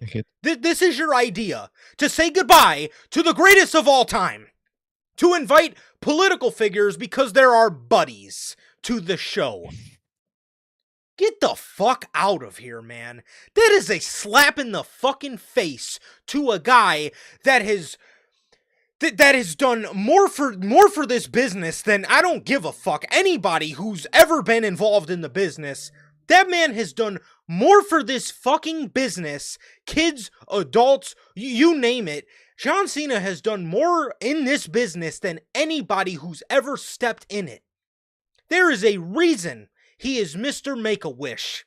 Because he's done more than anybody ever fucking has in this business. And that is a slap in the face. I wish I could fucking see Ari Emanuel so I could spit in his fucking face for this bullshit he's doing to John Cena towards the end of this run. That's how you treat that guy?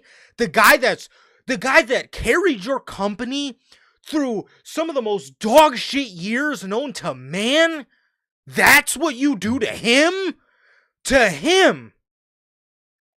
Get out of here, man. I'll slap you in your fucking face if I ever see you. Get the fuck out of here with this bullshit. Are you actually kidding me? Are you actually kidding me? This company's priorities are so fucked up. I swear to God, you're starting to make me wish Saudi fucking Arabia bought the goddamn company at this fucking point. Because what is that?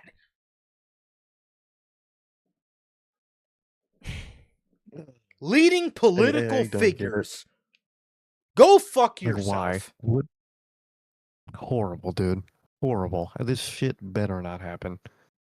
That night is about John Cena and nobody else. I want to invite our political buddies. I will fucking, man.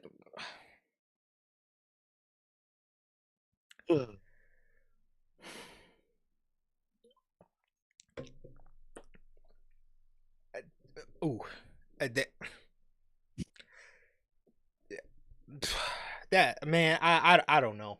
I don't know. Again, I don't know, man. Fucking Vince. This is all Vince's fucking fault because he didn't want Triple H to take control of his company before anybody owned it. He had to sell it off to these fucking half-witted idiots who do not understand the wrestling business to save their fucking life. All they care about is money, money, money, money, money this, image that. What's going to make our image look good? Oh, let's get fucking... Let's get Triple H at the fucking White House for a press conference doing his fucking water spit. Motherfucker, I'll spit in your face. That's the only water spit that I want to fucking do. I'll spit in your face for this bullshit you've been making me fucking watch. I'll spit in your fucking face, motherfucker, for making me watch the greatest of all time get fucking dog walked by Brock Lesnar in 8 minutes. I'll spit in your fucking face for making the last WrestleMania I see John Cena in, running in an interference with Travis Scott. I'll spit in your fucking face for making me watch The Vision interrupt John Cena and CM Punk's final match. Motherfucker, you want to do your water spit at the White House. Motherfucker, focus on your goddamn creative. How about that? How about that? What is wrong with this company? Oh, we got Triple H at the White House every other fucking week, and SmackDown shit. Raw shit. It's garbage. Bro's not even showing up to SmackDown or Raw half the time to do all this random dumb shit. This is what we're doing. What did John Cena do to Triple H? Can somebody answer me that? Because clearly something. Clearly he did something. I don't know if Stephanie McMahon is walking around at nighttime with John Cena pajama pants on or something, but something ticked him off about John Cena. I don't know. I don't know what the fuck happened, but this is all because Vince McMahon couldn't have just let Triple H have control of this company. He had to sell it off to his buddies that do not know, they don't understand the wrestling business.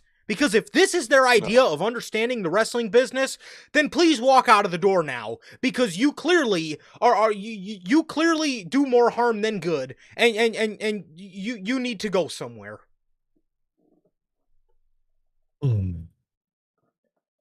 Man, It's frustrating, dude. Political figures. So stupid. Get the fuck out of here, man. John Cena. Well, let's get on to Triple H now so I can continue to cook him. Actually, we'll get back to John Cena in a minute. According to the Wrestling Observer, Paul Levesque has missed some shows as of late, and it's led to people saying his political priorities have started to hurt the company. You think? Do you fucking think? No way. Do you think, Dave? Bro's not here. And even if he is physically there, he clearly ain't there. No. One person close to Levesque, and immediately I don't care what you're going to say. One person close to Levesque disagreed with this claim, saying he hasn't missed any creative meetings and his schedule is all worked out in advance. Really? Really? Really? Really? Is it? Is it? So when he's at that creative meeting, he ain't there. Clearly, because this ain't Triple H. This ain't the Triple H that I know. The Triple H that I know would have probably done John Cena's farewell tour very well. What happened to that guy? I have no idea. Clearly, he's gone. Because whoever's booking this shit now, that ain't true. That ain't the Triple H that I know. This motherfucker, get your head on straight. Get your head out of your ass. And you have fucked up 2025 so much. This guy is unrecognizable. This ain't the Triple H that I remember. Mm-hmm. This guy is cooked. Man,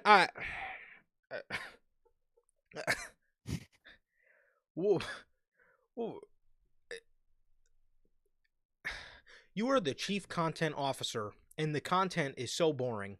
Meanwhile, you're letting your political priorities hurt the company.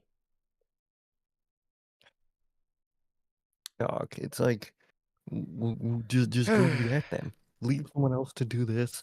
That's obviously probably going to be better than you. And go do that then. Pick one. Can't do both. Hate to break it to you. Sorry.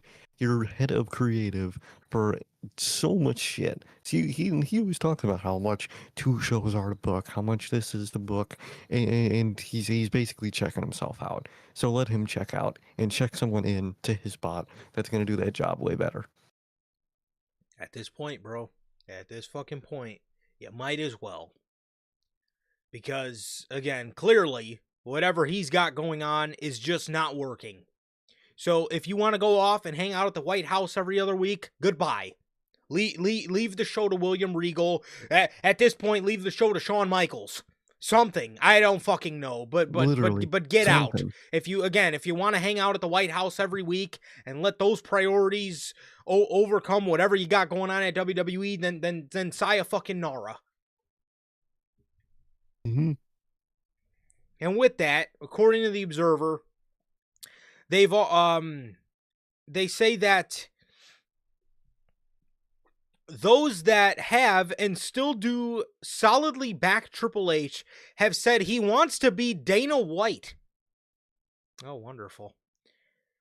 Oh, God. Basically positioned to the crowd as the biggest star of the brand. One person even used the term Dana Envy. One person near the top said that they did not believe his attempt to become the Dana of the group have hurt the product at all. At all. Product sucks. That's a wild The statement, fuck? but okay. They Who's said, saying that? Fucking yeah, Cody? Road Dog. Yeah, Probably yeah, Cody. no, legit.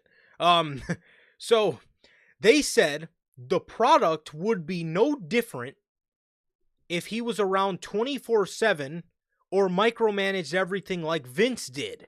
There is a major consensus that things are better for everyone with him in charge rather than Vince. Well, that is true. I will say Well, that. no shit. That was good, but that's not Yeah, let's really fucking compare the that. worst to the worst. I was gonna say that you know that's like I mean that that I mean that's not really that's a low hanging fruit. Okay, you can't really sit there and say, well, it's better than Vince. Yeah, I could have got a newborn Well, baby to shit. run the company, and it would have been better than Vince. However, you know, for somebody that talks a lot of shit and that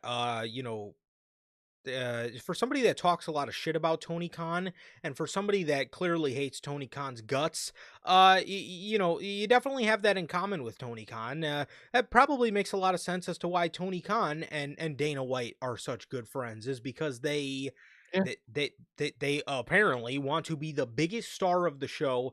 Triple H, that is actually a problem if that is the case. I mean, you that could is genuinely a problem. you want to be all the talent you have, and you still Still, want to be the want to biggest be the part top. of the show. I mean, every fucking pay-per-view, the fucking dude just comes out first, says his same stupid fucking shtick, Are you and fucking ready? moves on. No, Are you ready? I'm not, because you're about to have What was John the, Cena lose in 8 minutes. I'm not ready. what's the other shit he always says? It's Are you ready? It's what The Paul Levesque what are we? It's era. Um, Paul Levesque era. It's something about we're on like waiting for fire right something. now. It's like shit. I Oh, lost you it, but ain't seen it's nothing yet, yeah, or we're exactly. just getting We don't even started. see you. We're just that's what the fuck it is. We're just getting started. Motherfucker, you've been saying that for 3 years. Can we just get started with some good booking, please? Can we just get started moving stories across? You ain't seen nothing yet. Yeah, I haven't. Yeah, I have it. That's the problem. You got the nerve to go out there and say, "Are you ready?" And then you proceed to put on John Cena and Brock Lesnar. Am I ready for what?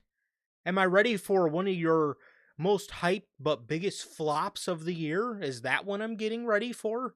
Am I ready? Are you Am kidding I me? ready? Am I ready? Are you ready? Cause now every time we come on here for one of these post shows, I have to rant. Are you ready for that? What a fucking idiot. Um, you want to be the biggest star of the brand. All the talent you have. Even your guy Cody, you want to be a bigger star than him. Even your boy Cody, you want to be a bigger star than him. All the talent that you have, all the ambassadors that in talent that you have for this company. Seth Rollins, AJ Styles, John Cena, CM Punk, Roman Reigns, Cody Rhodes, Seth Rollins, Jacob Fatu, Jay Uso, Jimmy Uso, all the talent that you have that could be top stars. You want to be the biggest star.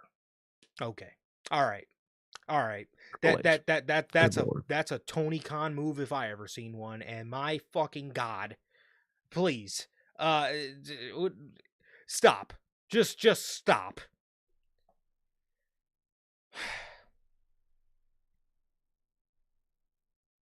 What a joke. I'm disappointed in you, Triple H. I'm so disappointed in you.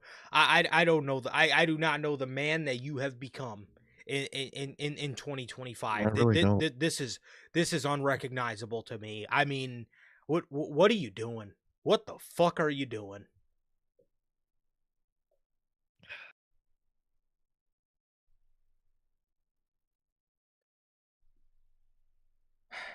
Well,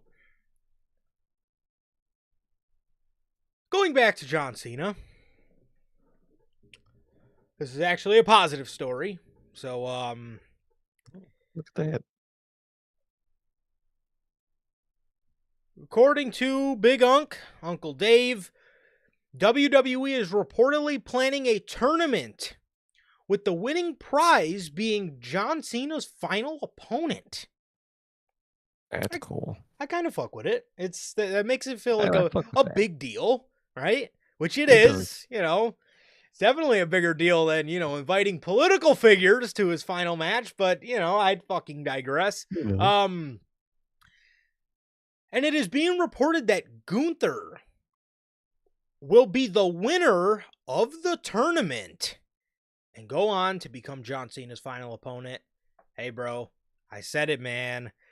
Gunther versus John Cena for the IC championship.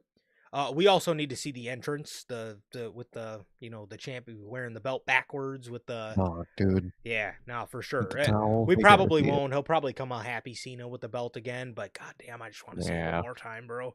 I want to see that shit, please. But regardless, man, Gunther is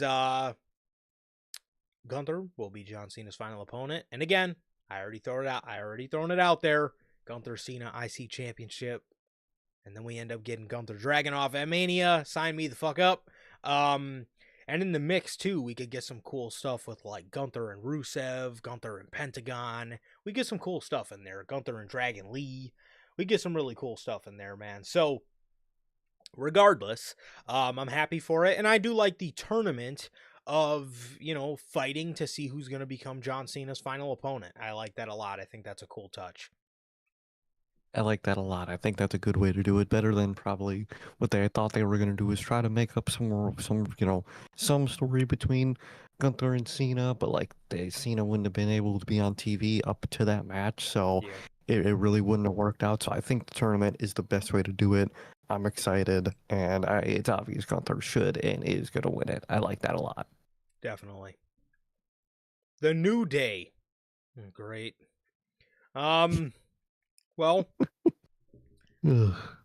Xavier Woods, this is according to Fightful, Xavier Woods has reportedly signed a multi-year extension to his contract with WWE following his contract coming up and them not being able to agree on terms to a new deal. They have found a deal that both sides were happy with, and Xavier Woods has agreed to a new deal with the company. Speaking of that, Sean Ross Sapp is also reporting that Kofi Kingston quietly re-signed with WWE earlier this year. Trips, I guess I gave you the benefit of the doubt. I thought you took the New Day off of Monday Night Raw because they are fucking ass. However, come to find out, you only took the New Day off of Monday Night Raw because you were in ongoing contract negotiations with Xavier Woods. And my faith for you goes out the window again. Congratulations. Literally, faith will be gone. So that's just great, man. I love the New Day. Good for them. They re-signed all that stuff, man. But unfortunately for us, that means we will have to continue to see them on television. And we always say to ourselves, man, I can't wait. For Big E to come back. Lately, we've been asking ourselves, where the fuck is Big E? Because he's supposed to be involved with the New Day story, right? We're supposed to end up getting that triple threat, right? Big E was on What's Your Story with Stephanie McMahon. And he revealed he feels his wrestling career is behind him and suggests that he is retired. Now, never say never, but this is what he had to say. My career is kind of behind me.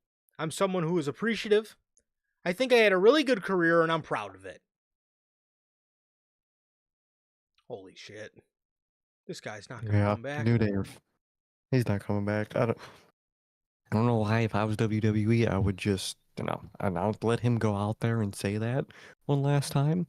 But my God, that New Day, they're never getting better. It's cooked. Just break them up. It's cooked. Just break them up. Break them up. You have nothing else to do than just break them up.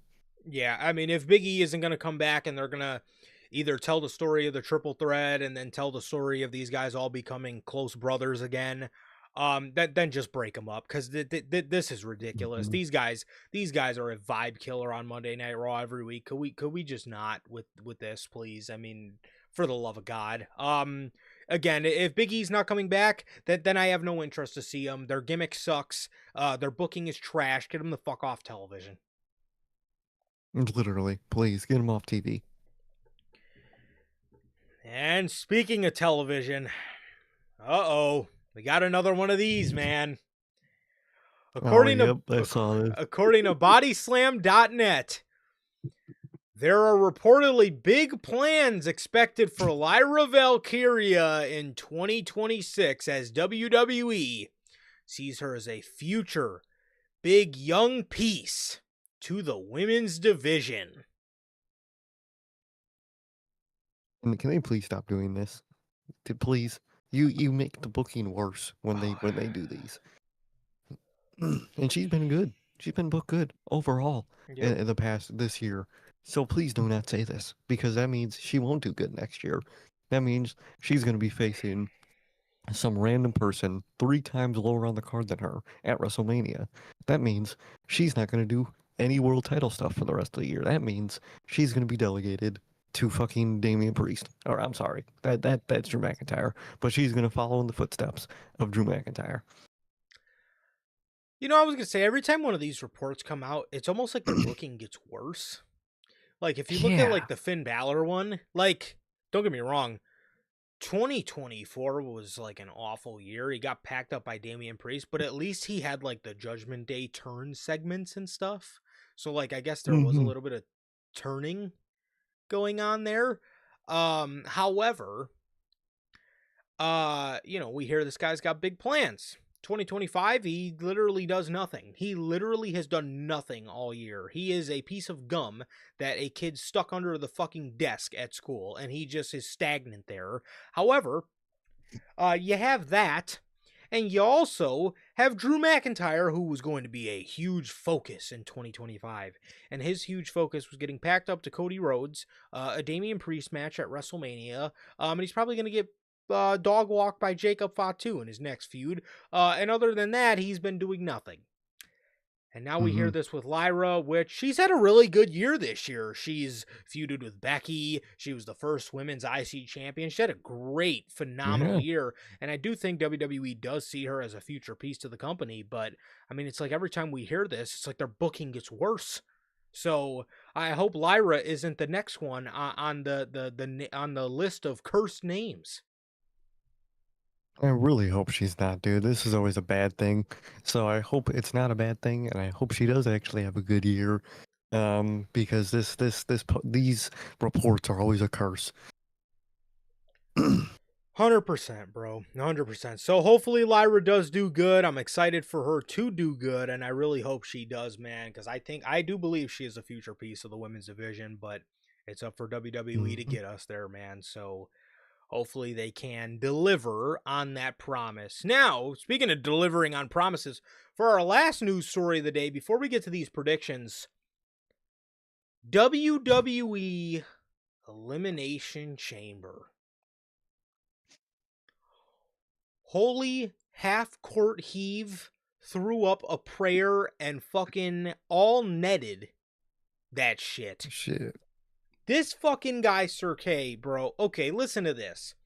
In the latest edition of the Wrestling Observer, Big Uncle Dave, is reporting that the annual event, which is considered one of the major stops on the road to WrestleMania, Elimination Chamber, is currently scheduled to take place on Saturday, February 28th, in Chicago, Illinois. What the fuck? Hell yeah, dog. Yo. Meltzer noted the date still could be subject to change depending on the scheduling of AEW's pay-per-views in February. What? Of course. Okay. Which honestly, knowing Well, WWE, they probably will move do it, it to Revolution. they probably will move it up a week or two so it'll be on the same weekend as Revolution. But bro, Probably same day. We might not get to review a Revolution next year, but good we God. get to be at a chamber. Yo, Ooh. Sir K literally said this randomly a couple weeks ago. He On Smack said, when we were at yes, yeah, it was the week we were going to SmackDown. You literally said, I would love if we got a chamber. And I was like, that would obviously be dope, but like, it's we're probably never not going to getting that. happen. Holy threw up a prayer and swished it. Bro, how the fuck Through did that you shot from call three that? quarts of. I don't know, man. I wanted a chamber. That sounds good to me. I Fucking know sounds you great love to me. chamber. It's your favorite type of match. Um, we would be perfect, dude. And I just said, I would love a chamber. And threw that shit from about three courts away. And for some ungodly reason, it looks like it landed, man. And I hope it did. I really hope it did. I hope that goes through because that sounds fire, dude. That sounds so flames. This fucking guy swished a 94 footer, bro. I mean, what the fuck? Where did that come from? Like, are they watching? Are they watching us or something? Are Because they? They gotta be. to my knowledge, no, I haven't heard anybody else fucking say that. And when I seen that today, No. I was like, is this fake? I'm like, this has got to be fucking fake. I was like, this got to be like Sturkay's burner or some shit, putting out some fake news. But it's fucking real. Like, what? That's crazy. Which, this could be the moves. Elimination Chamber 2026 in Chicago could be the fucking moves, bro. Now, I don't know what the ticket Ooh. prices are going to be because it's the last pay-per-view No, I before don't want to think about WrestleMania. that yet. So I I don't definitely don't want to want think to about think that about part. that. But this could Ooh. be interesting, man. This could be interesting, bro. I am so excited for that. And I just still can't get over how you called that. And I it don't know. I don't know seems how I called that. Mr. Manager could be making his way back to Chicago, bro. Hell yeah, dude. Hell yeah, that shit sounds Now fucking now great, I'm dude. even more excited. Now I'm even Hell more yeah, excited. bro. That is dope. Let's get it. That is absolutely dope. I'm excited for that. And I'm excited to see what they got in store for Elimination Chamber. But dude, holy half court heave. You made that shit, bro. Shit. Tongue out like he's Hell yeah, Jordan. dude. I mean, what are we doing, bro? Yeah. This man, If only I can make more of those. Sir K done dunked it from the free throw line. Called that shit. That is wild fucking work. That is wild. I'm still in shock. I can't wait to see the logo.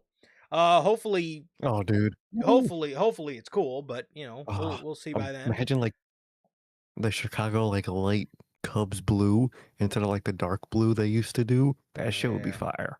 That shit yeah, would be bro. real fire. Or even, ooh, I wouldn't be shocked at Bears colors. Um, maybe it is Bulls. Maybe they go do red again, but more of a Bulls red. That shit Hopefully, would be fire too. And so many things they could do. I'm down for all of it. bro. That's dope, man. That's dope. I'm excited. I'm very excited for that. And I'm excited to see what they got in store for us come Elimination Chamber time. But yeah, that is wild. That is wild that we're actually getting that, bro. I actually can't believe it.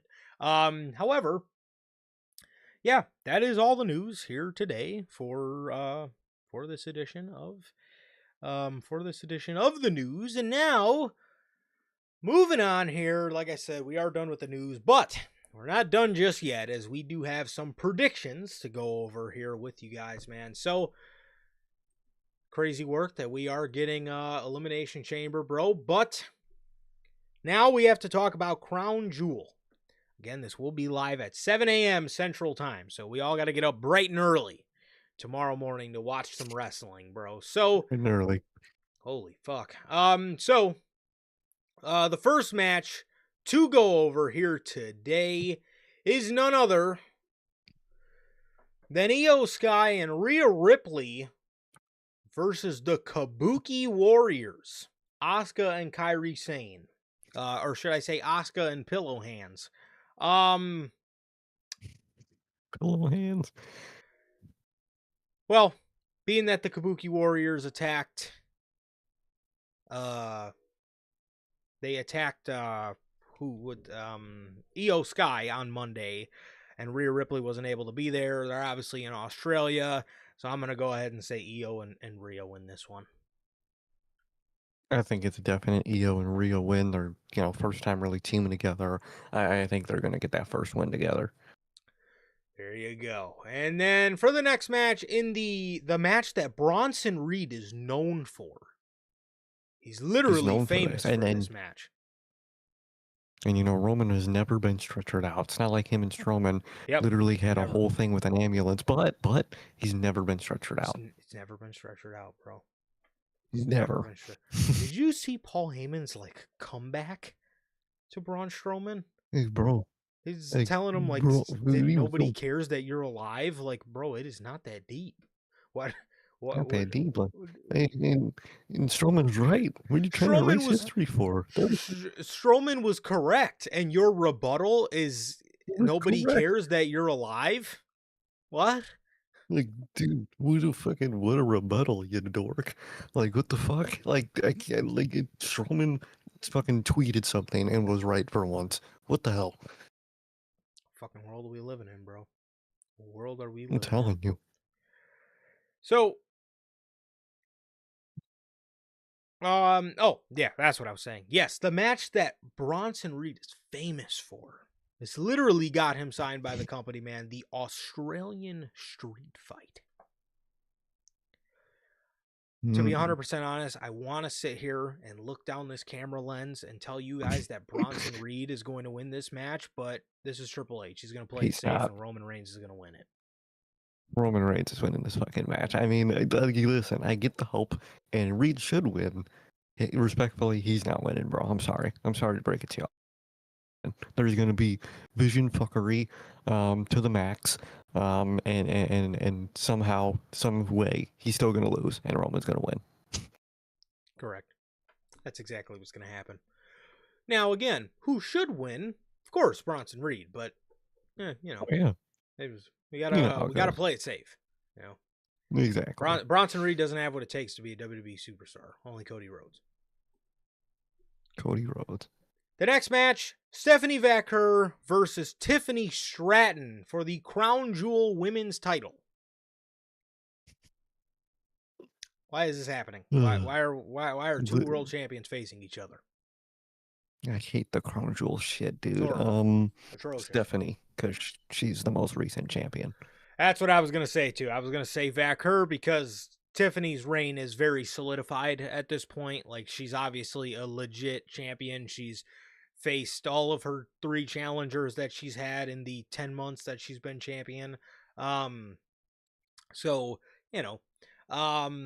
going to say Stephanie because she would absolutely look goofy. She literally just won the championship and then just has to lay down to Tiffany Stratton. I don't think is the best option there.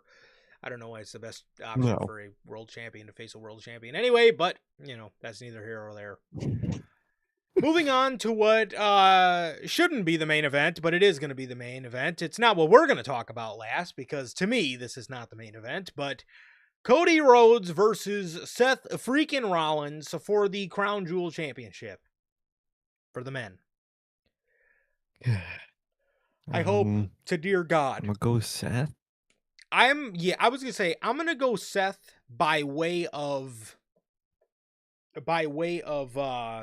Austin Theory interference, and then I think this is going to entice oh wait, I guess not. Yeah, because if Cody Rhodes is defending the WWE Championship against somebody else at if he's defending the champ, ooh, it's interesting. You know what? If Cody is, that makes me even more scared. If Cody is not in War Games against the Seth Riders, then What are the odds he just mops the floor with Seth Rollins? Well, not mops the floor, but like, what are the odds he just packs up Seth Rollins and then just moves on about his day, and then Seth Rollins goes back to fight with his normal people on Monday Night Raw like nothing happened?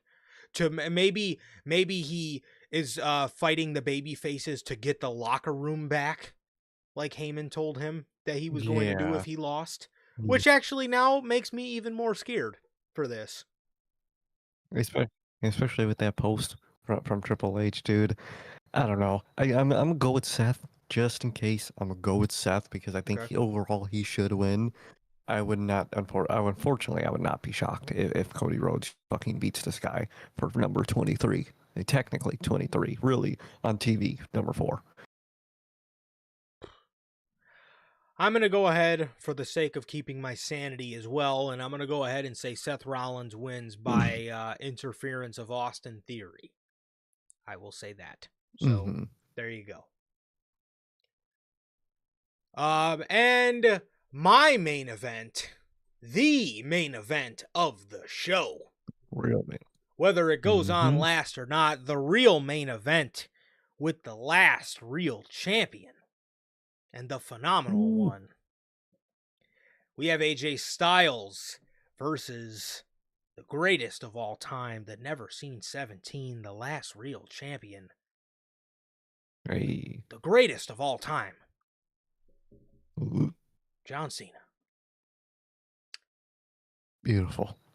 Holy Look at shit. this. This is what you get. Man, I am pumped. I am